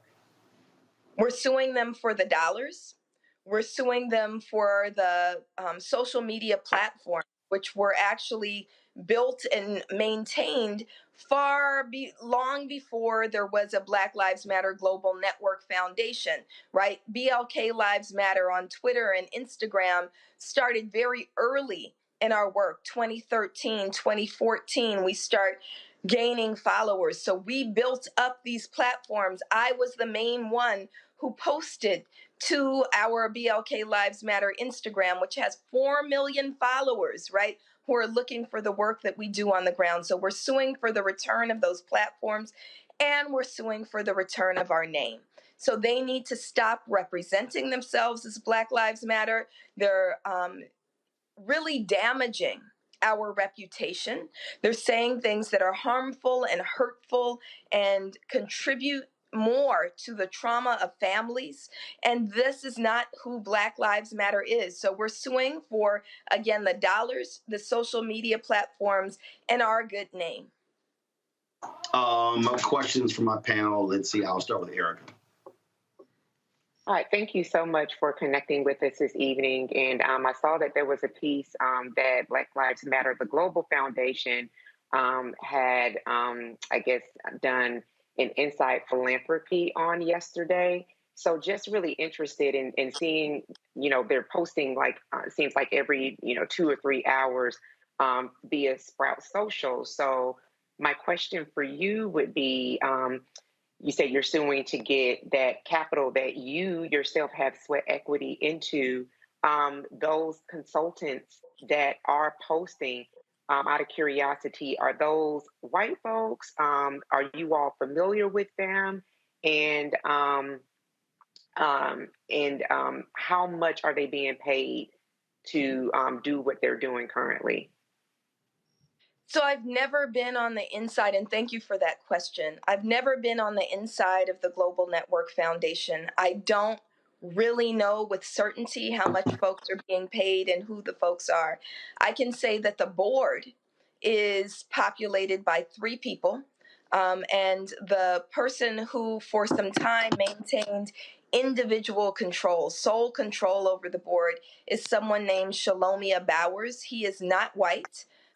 He is a Black person who practices Judaism and does not really connect with Black community. In fact, when we were in a more cordial relationship, he shared with me that he'd never even been to a protest. So this is who's kind of at the helm. You'll see that his firm, Bowers Consulting, is the #1 expenditure from Black Lives Matter Global Network Foundation. I don't know who the other folks are. I do know that there was some time when most of their consultants were in fact white. I don't know if that continues to be the case because I'm not on the inside and I don't have a friendly relationship right now. Thank you for your work. Thank you. Reese. Thank you, Melina, for being here. I do recall, and Roland probably remembers this, that these board members were on the show, Roland specifically, in May, and it seemed a little inadequate, the kinds of reforms, I guess you can say, they were putting in place. For me, though, I'm still quite confused as to what the structure is, how any particular entity has claim over that specific entity, for instance, with the Black Lives Matter grassroots versus the foundation. It seemed like at the time back in May, this was done to create more transparency, but it seems like it's created more confusion. So I guess let me ask you, going back to the initial kind of reforms that were announced, the quote unquote transparency center that they put out there, were you in agreement at that time with the reforms that were made? And then the other question I have is just, where's the paperwork? I see the website, but I just wonder if there's some sort of legal paperwork behind this that kind of could help square some of this away, or is that what the purpose of the lawsuit is to try to establish that kind of documents beyond just what's on a website? Right. So that is the purpose of the lawsuit. And thank you for that question. Let me say that the Global Network Foundation can't even spell transparency, like quite literally. If you go to the Black Lives Matter Instagram, they have a post now that says transparency, and transparency is literally misspelled. So the idea that they're being transparent in itself is a lie. The last thing that they reported was as of June 30th, 2020. We don't know what Bowers has paid himself since June 30th, 2020. We know that first reporting period was $2.2 million. We know that there's many other expenditures that went to, again, these highly paid consultants, but we don't know where those dollars have gone. The lawsuit will be helpful in demanding information. There we go, misspelled transparency. Yes. Greg. Thank you, Roland, and it's good to see you, Doc. Good to see you, sis. And good to see you, Dr. Carr. Always. And I'm sorry about this. I mean, we're seeing the influence of foundations in the reparations movement, for example. All of a sudden, here come the money, and we know when the money comes, the problems are soon behind. You got forces trying to shape this. I guess, you know, my question is really around how you imagine this might possibly be and could be resolved in terms of this beyond obviously litigation and because of course they have posted today that Black Lives Matter Global Network Foundation alleging that the grassroots organization got a $7 million budget and there were $10,000 a month stipends put in, and of course these numbers begin to pile up, and the simple fact of the matter seems to be that once money is involved like that, then you can almost predict what's going to happen next. How, and of course, Alicia Garza has been here in the last month talking about the work that they're doing, the census, the Black Census Project, and all that kind of thing. How, and given your long experience as an organizer, as a thinker, as an academic, as a sister in the street doing this struggle work, what would be the best case scenario in terms of trying to figure out a way to achieve some form of operational unity? Is this a matter of one or two people that just need to be taken out of the process in your mind? I mean, I don't know. I'm asking.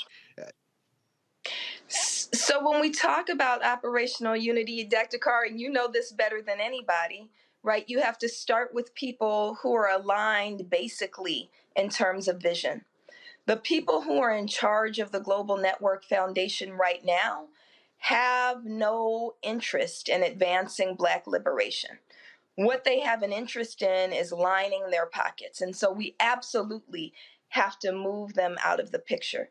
Best case scenario, we're able to move the three of them out of the picture and create a board that really is grounded in community. I think it's a phenomenal idea to have a well-funded foundation, right, that is led by people who we trust. We were on our way there when you talk about people like Makani Temba and Monifa Bandele. These are people with decades of work put into Black liberation, right? Yes. I think it's a phenomenal idea for them to have charge of dollars that can be used for Black liberation. They can do that work. We can set up a foundation in a way that's self-sustaining, right? Where you give a percentage of the foundation away, you grant it out. You grant some of it to Black Lives Matter chapters, and you grant some of it to other Black liberation organizations every year, sustainably, right? And then I think it's wonderful to have, a sister organization that is the boots on the ground, like Black Lives Matter Grassroots. The issue is they don't share our vision for Black liberation and are moving based on self-interest. So best case scenario, they will be moved out. Best case scenario, people who are in best case scenario, they will voluntarily say, you know, we're going to return these resources. The people, again, who struggle for it. I'll end by saying this. I think that their statement is meant to put targets on the backs of activists. They know very well what they're doing when they name me, right? This is not a fight between Melina Abdullah and Shalomia Bowers, right? This is a fight between those who are boots on the ground that include me, but are not only me. They're the hundreds and thousands of activists who put in work every day versus, again, highly paid consultants who line their pockets based on the work that we put in. And standing with us today during the press conference were dozens of families, the family of Stephon Clark, the family of Andrew Joseph III, the family of Grishario Mack, all stand with us. The family of Jacob Blake and Breonna Taylor stand with us. And they're demanding that the people who they know, who struggle alongside them, have the resources restored, have the dollars granted so that they can be trusted with making sure that the movement moves forward in the interest of Black liberation. Okay, so I'm gonna try this again. So you have the Black Lives Global Network, which is the funding conduit.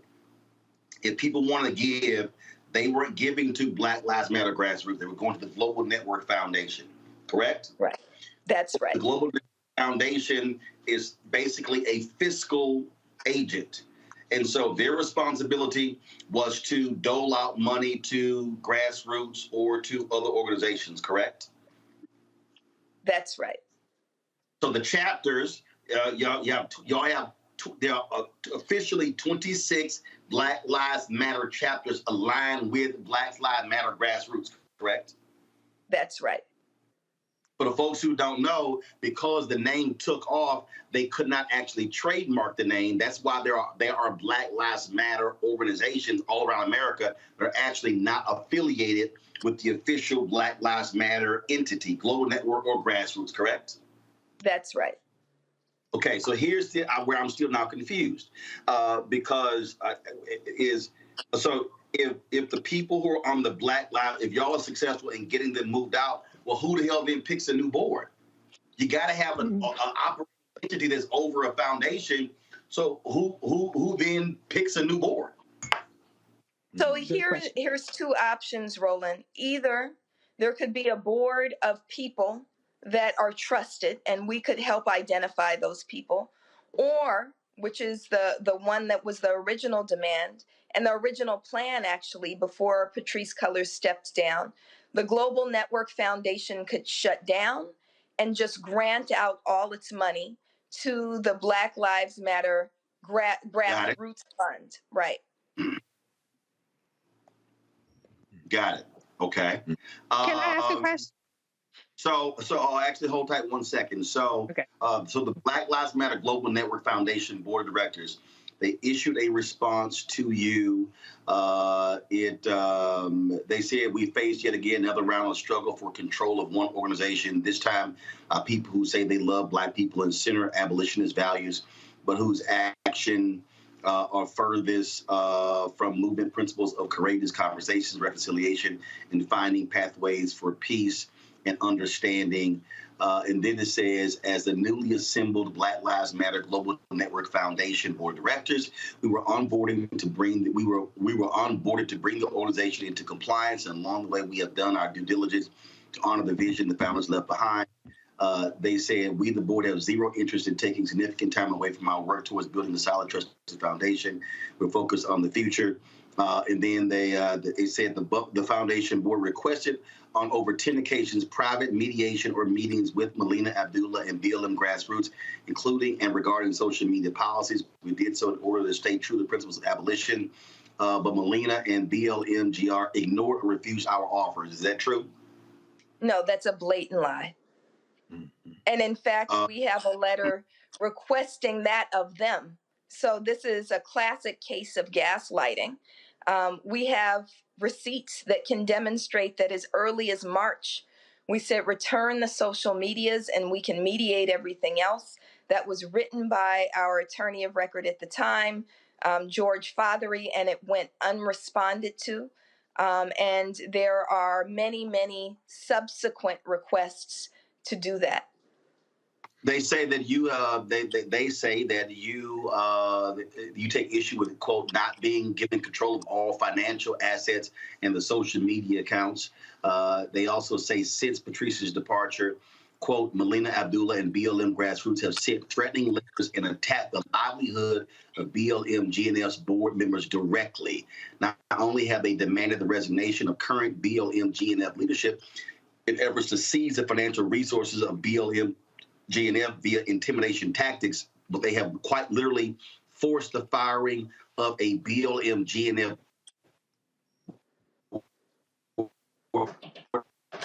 member from her job community. You respond to that? Yeah, that's another blatant lie. We did absolutely engage, and this is part of the calling in, right? We did engage in a movement letter that's remained private, right? 100 Black leaders signed on to a letter saying that Shalomia Bowers needs to step down. And so we have that letter. We've now released it publicly.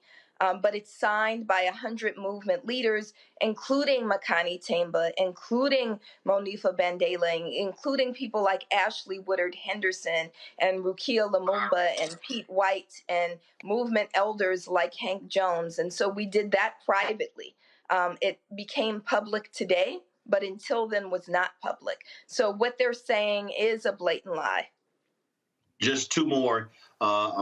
They said, lastly, BLMGR and Melina Abdullah read a press statement claiming that Patrisse Cullors created a transition plan giving all of BLM GNF's assets to BLM grassroots. That is absolutely false. In fact, that statement in the press release was recanted by Patrisse and her team. No such plan exists or ever has. She said, in fact, when Patrisse Cullors stepped down from being the sole decision maker, executive director, and sole board member of BLM GNF in June 2021, she appointed a 5-person leadership council. So she did appoint a 5-person leadership council. That part is true. It is true that they did not want the statement that was approved by Patrisse yesterday morning released. And part of that is because of her legal fears. There is a transition memo, which I have a copy of. And so, again, we have receipts. And so, you know, at no time, my mother and my grandmother always say, if you lie, you'll steal. If you steal, you'll kill. Right. So it scares me away from lying. And so most people, even my enemies, will say she doesn't lie. So there are no lies, but those who steal probably lied first. And so I want to be very clear that there was a transition memo, and there is a transition memo, and we have copies of it.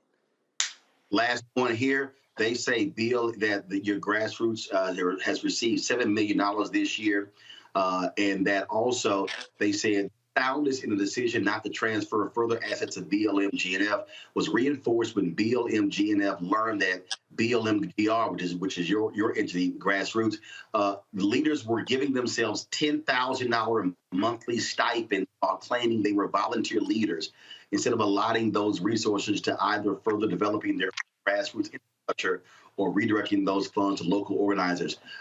Is that true or false that Black Lives Matter grassroots leaders were giving themselves $10,000 monthly stipends? That's an absolute fabrication. I don't even know where they get that from. So that's absolutely untrue. Okay. All right. Well, I certainly had said before to Shalom actually follows me on Twitter. I sent him a DM a few months ago. I've told the PR people I still would love to have them on because I still am absolutely confused. Reese asked the question. I'm still absolutely confused by the whole infrastructure. It is sort of all over the place. I'm still trying to quite understand it. I got a guess that's been holding for quite some time, but Reese, real quick with your question. Oh, my question just real quick is there an actual structure, organizational structure with some sort of bylaws or some sort of articles of incorporation for the grassroots side that is in the position to take over for the funding and the things that are kind of in dispute? So the Global Network Foundation claims transparency, but again, they can't even spell transparency. So I don't know what they have. I can say that Black Lives Matter grassroots absolutely has. No, Melina, her question was for you, for grassroots. Do y'all have established hierarchy? Who's at the top? Who's number 2, number 3? Bylaws, all the stuff that governs Black Lives Matter grassroots. We do. We do have bylaws. I want to close also. I'm sorry. Is that published? It should be, because we just filed for a legal status in California, which makes everything public. So I'm happy to share those bylaws with you. Okay. All right. I want to say though, Roland, I want to just offer. I want to be clear about what they've done by using the platform that we built in order to attack us. And what that means, that with active threats that they're very well aware of on my life, and you've reported on this, that when they do that, when they have millions of followers, they're opening us up to physical danger. Our names shouldn't be put out for targeting without their names, without them also being on the line. So people should investigate who is Shalomia Bowers, who is Cecily Gay, who filed for bankruptcy 3 or 4 times and wears shirts that say things like, I'm billing you for this conversation. Who is Dejanay Parker, who is, you can look at her Instagram and see that she's basically a lingerie model, right? And what qualifies these people to be the leaders, the so-called leaders of the largest racial justice movement of our lifetime and perhaps in history. All right. Melina Abdullah, leader of Black Lives Matter Los Angeles with the Black Lives Matter grassroots. We appreciate it. Thanks a lot.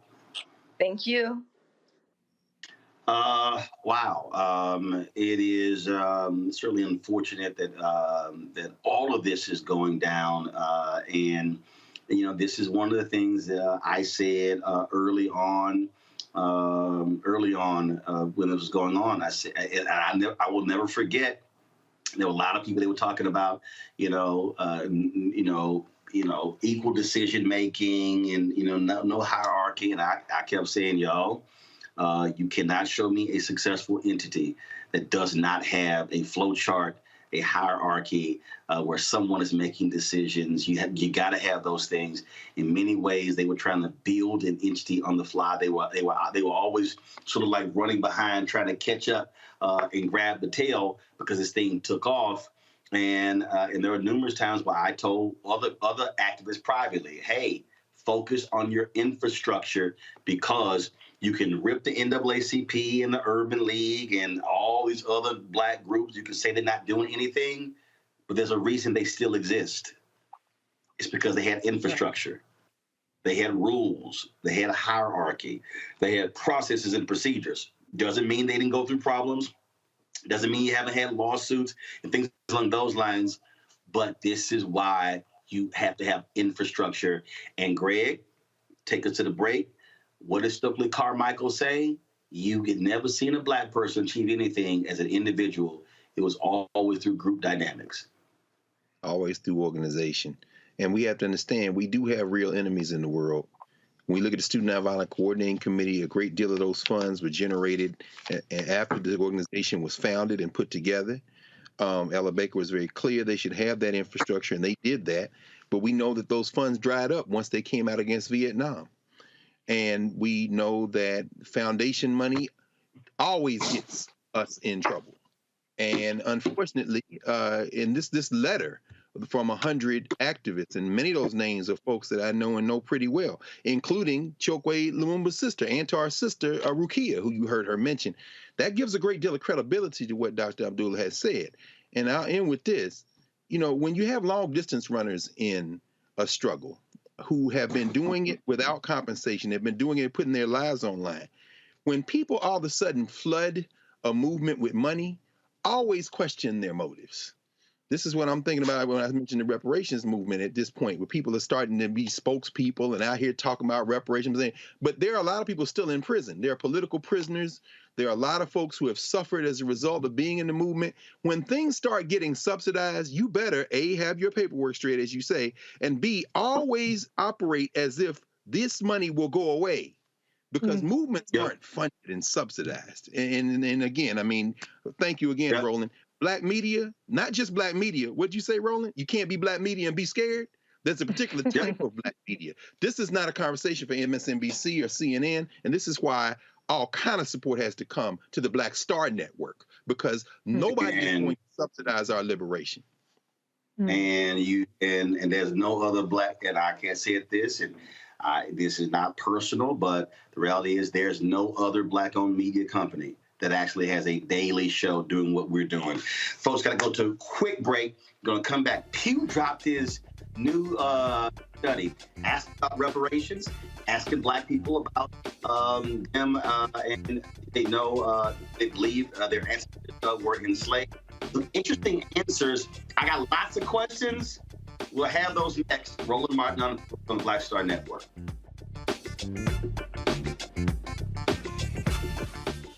When we invest in ourselves, our glow, our vision, our vibe, we all shine.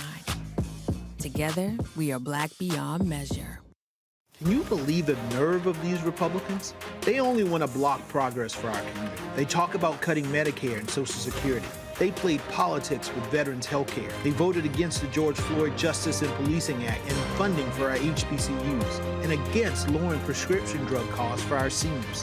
These Republicans keep trying hard to stand in the way, but President Biden, Vice President Harris, and Democrats won't let them. They are delivering for us. The Democratic National Committee is responsible for the content of this advertising. When we invest in ourselves, we all shine. Together, we are black beyond measure. Hi, I'm Israel Houghton with Israel a New Breed. What's up, what's up? I'm Dr. Ricky Dillard, the choir master. Hey, yo, Peace World, what's going on? It's the Love King of R&B, Raheem Devon, and you're watching Roland Martin, Unfiltered.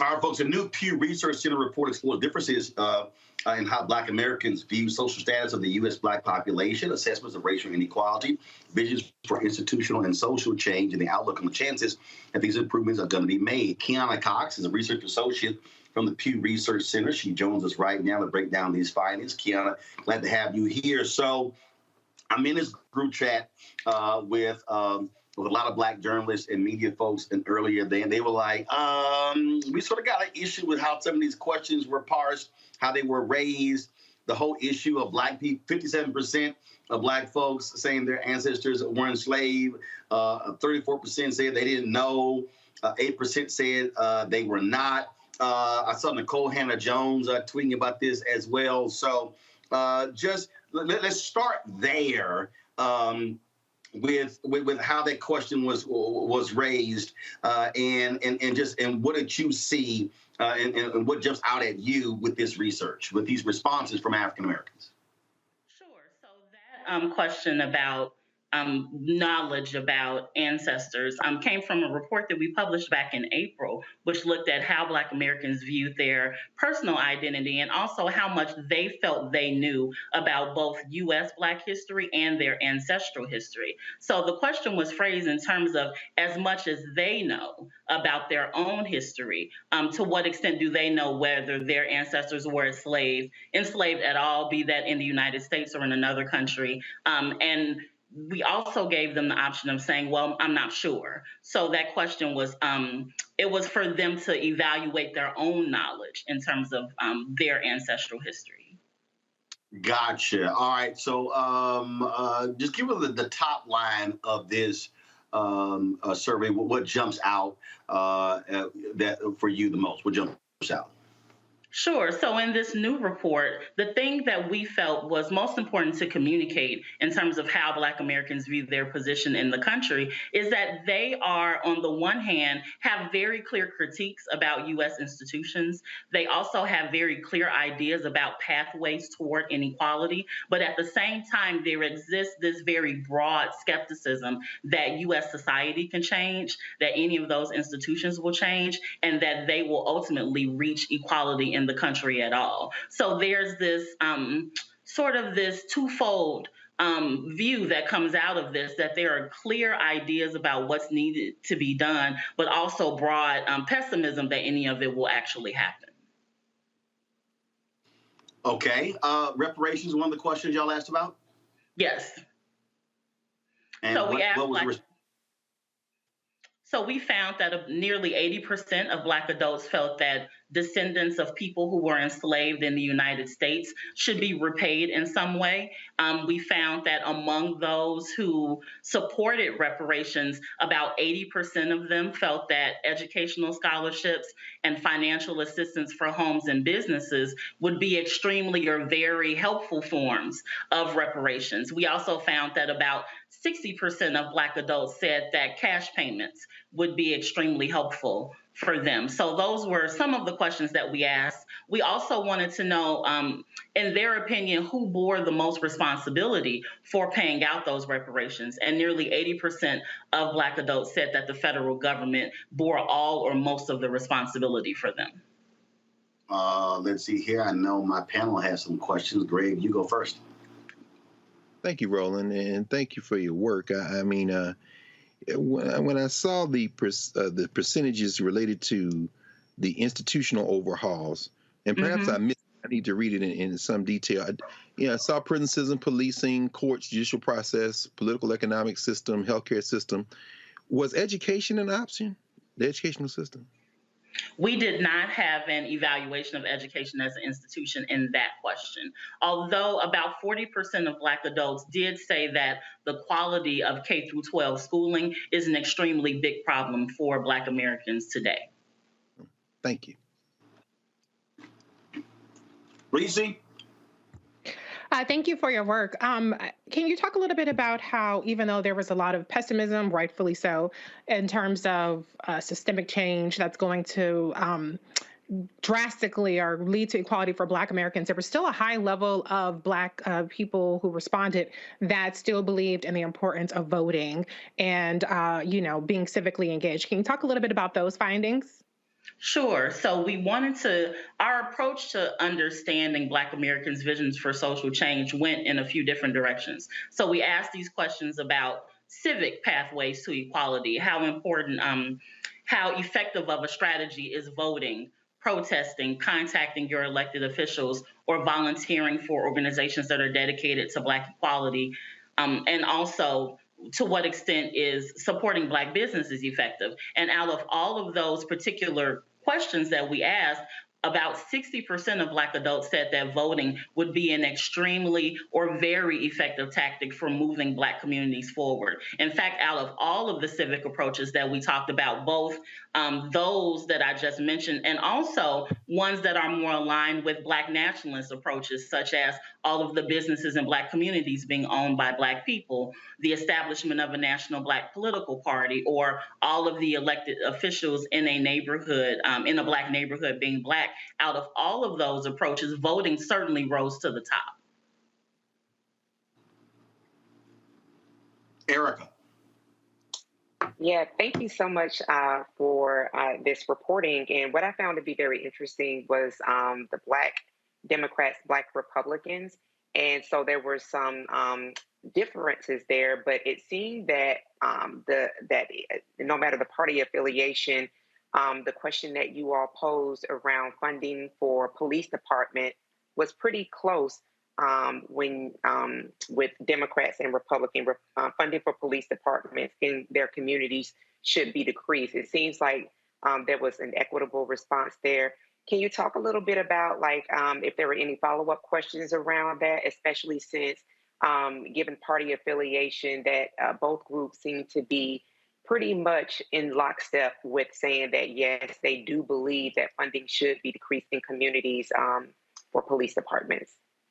Sure. So there's actually quite a bit of uniformity around views on police funding that we found in our survey. So about 35% of Black adults thought that funding for police departments in their community should be increased. About 40% said that funding should remain the same, and about 23% said that funding should decrease. And we did ask a follow-up question to those who said they wanted funding to decrease. We said, okay, if you want funding to decrease, what should be the top priority for those reappropriated funds? And 40% of Black adults said that those reappropriated funds should go to medical services, mental health services, and social services. But to your point, there is very little variation in that, and how those results parse out across all demographics of Black Americans that we surveyed. There's very little variation in terms of the majority of Black Americans want funding to stay the same or increase, and only about a quarter say that it should decrease. Thank you for your work. Thank you.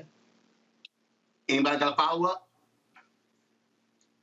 Yeah, I'll ask a quick follow-up. This whole crafting of this reparations question around those being enslaved in the United States I am firmly against this lineage-based argument, although I understand legally why it would be perhaps the best strategy, even as it would probably even fail legally in terms of legal challenge. But I'm wondering, in terms of remedy, how do you contrast this question around lineage-based reparations with the idea of institutional remedies, i.e. scholarships? Is your sense that the same people who might say that people who are descended from Africans who were enslaved in the United States should be getting reparations exclusively would want to preclude other Black people from receiving benefits, say, for example, like educational scholarships? Well, in this particular survey, we don't have data on whether or not people should be excluded from reparations programs. What we really wanted to measure was support for reparations overall. We also wanted to measure the extent to which people thought various forms would be effective and who bore responsibility. And we also, the final question that we asked in that reparations set of questions was about the likelihood that you would see reparations in your lifetime. And very few Black adults thought that they would. So we did not ask questions about exclusion or inclusion criteria for reparations, only support and forms and responsibility. I appreciate that. Thank you. All right, then. Well, Kiana, we surely appreciate it. Thanks a bunch. Where can people go to read the full report? Sure. If you want to check out our full report, you can go to pewresearch.org/Black Voices Politics, and you'll be able to read the full report and also look at some of our other work on Black Americans. All righty. We appreciate it. Thanks a lot. Thank you. All right, folks, real quick here. How police officer out of a job after she was being caught using the N-word. Officer Rose Valentino said she directed it at a teen who allegedly flipped her off at a local high school. She claimed that music and hearing others use the N-word desensitized her to racist language. Well, this was not the first racially motivated incident for Valentino. In 2018, she and two other officers were involved in a racial discrimination lawsuit. Now, her punk ass has no job. All right, folks, this story out of Georgia is crazy. A Black Georgia man who shot and killed a white teen claiming self-defense under the state Stand Your Ground law was found guilty of involuntary manslaughter. Mark Wilson got convicted of killing a white 17-year-old girl when he fired at a truck full of teens who Wilson says yelled racial slurs and tried to run him and his white girlfriend off the road in Statesboro, Georgia in June 2020. The jury found Wilson was not justified in using his legal gun when he felt threatened by the white teens. Wilson was acquitted of the more severe charges of murder and aggravated assault. The involuntary manslaughter conviction carries up to 10 years in prison. He'll be sentenced on September 20th. This is the thing here, Erica, when we talk about, stand your ground laws. He said they were trying to run me off the road. I'm trying to figure out, what the hell? Are you supposed to get run off? Yeah, stand your ground is very much so applicable to a specific group of people, and it's certainly sad that someone had to lose their life in this. You know, Statesboro is pretty much, lily white. They do have a college there, but I'm quite sure Rose Valentino would fit in perfectly in that community. So unfortunately for him, that comes as no surprise, that behavior. But again, I think that, we've talked about it on this show here, breathlessly, driving while Black, and just remembering the same laws that do apply to some don't largely apply to all. So that he did not have that felony murder charge with the life sentence. And I think that I'd read that he was on house arrest, but that he'd been jailed and he's going to have to remain jailed until his September 20th sentencing. It's going to be really interesting to see how much time he gets, particularly that since this crime did happen in Lily White, Statesboro, Georgia. Greg, I got the sense you want to say something. No, I mean, shout out to his white girlfriend, Emma, what's her name, Rigdenware, who said she didn't hear anything, although she was scared of the truck trying to run him off the road. Said, damn, you can't back your mans up? Damn. Oh, shit. Even his own girls. I'm like, wow, boy, what you going to learn out there, Chief? Your girl said she ain't hear nothing. Damn. Good point. In Michigan, 4 law enforcement officers face charges of beating a handcuffed Black man. Police pulled over Vance D. Martin on suspicion of drunken driving. The video recorded by a nearby civilian showed state troopers Bram Schroeder and Zachary Tobito and Saginaw police officers Jordan Englehart and Dominique Vasquez trying to arrest Martin. He was punched repeatedly during the traffic stop by Schroeder and was knocked unconscious during the March traffic stop. Schroeder is facing charges including aggravated assault. Tobito, Englehart, and Vasquez are charged with willful neglect of duty and misdemeanor for not intervening in the beating. This right here, Reese, is thank goodness video was recorded. That's why in Arizona, they passed that law. You cannot record cops within this 8 feet range. Probably based on that law, they couldn't have got this video. I mean, if it's not the video, we don't know about a lot of these cases. And these cops, they continue to be on the force. Right. I mean, videos, body cams, one of the reasons why Valentino was fired was because she made the comment on her body cam before she even realized that she used the N-word and shut off her body cam. So yeah, unfortunately, we're still in a day and age where you have to have footage in order for you to be believed, even if you have injuries like what this gentleman sustained. So yeah, lock all their asses up, period. Absolutely. All right, folks, that is it for us. Let me thank Erica, Greg, and Reese for joining us. Really busy day. Sorry, folks, we got started off late. We had major technical issues. Our Skype machine crashed. Our live view couldn't connect. So it's like the devil was busy, but we still got it done. Folks, stay out tomorrow for a long Labor weekend. Well, not, of course, Labor Day is on Monday. And so shout out to the unions that created the day, the workers in. And we'll be back on Tuesday, broadcasting from New Orleans. Hey, join me on Saturday. I'll be joining Crawford in D.C. So look forward to that on Saturday morning. So I'll go hang with the family. All of you watch and join us. Folks, don't forget, please support us in what we do. Download the Black Card Network app on every device, all your devices, folks. Apple phone, Android phone, Apple TV, Android TV, Amazon Fire TV, Xbox One, Samsung Smart TV, and of course, you can also join the Arena Funk fan club. I'm telling y'all, we really, really depend upon y'all. We got to raise $100,000 each month at the end of the year. Need your support.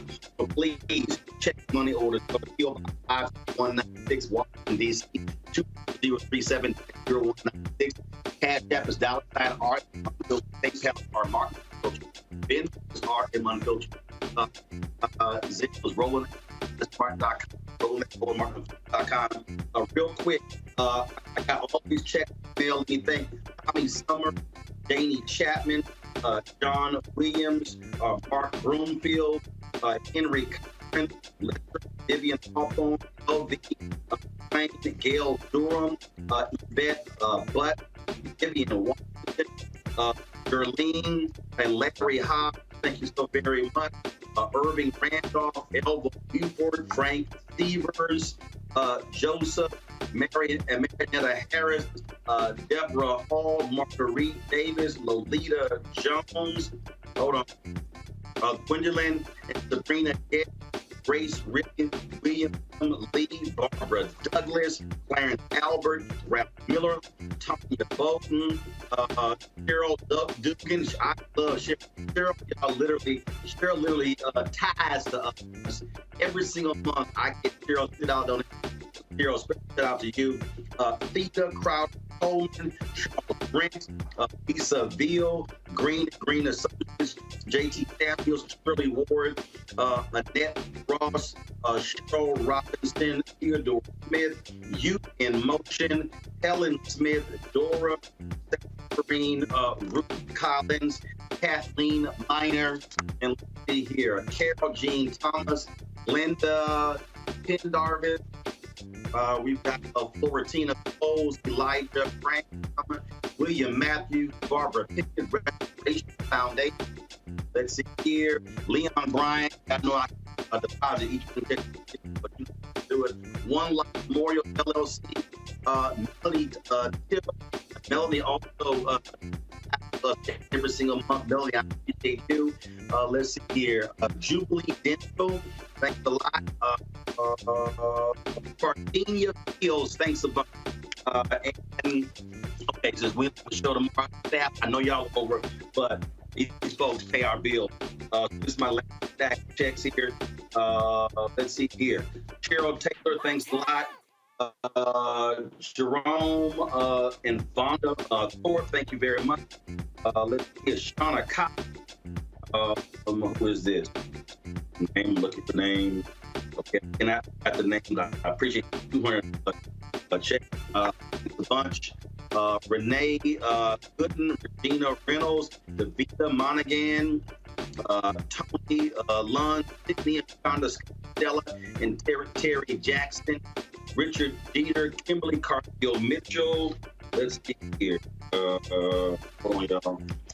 I got Glenda Shaker. I got Earl Dixon. I've got Maria Goss. Here. Rosetta Cromartie. Calvin Etheridge. Again, another Cheryl Dugan check. I'm your check, Cheryl. Payne Thomas. Donald Nack. Cynthia Mills Horton. Souley. Craig Williams. Maxine Topping.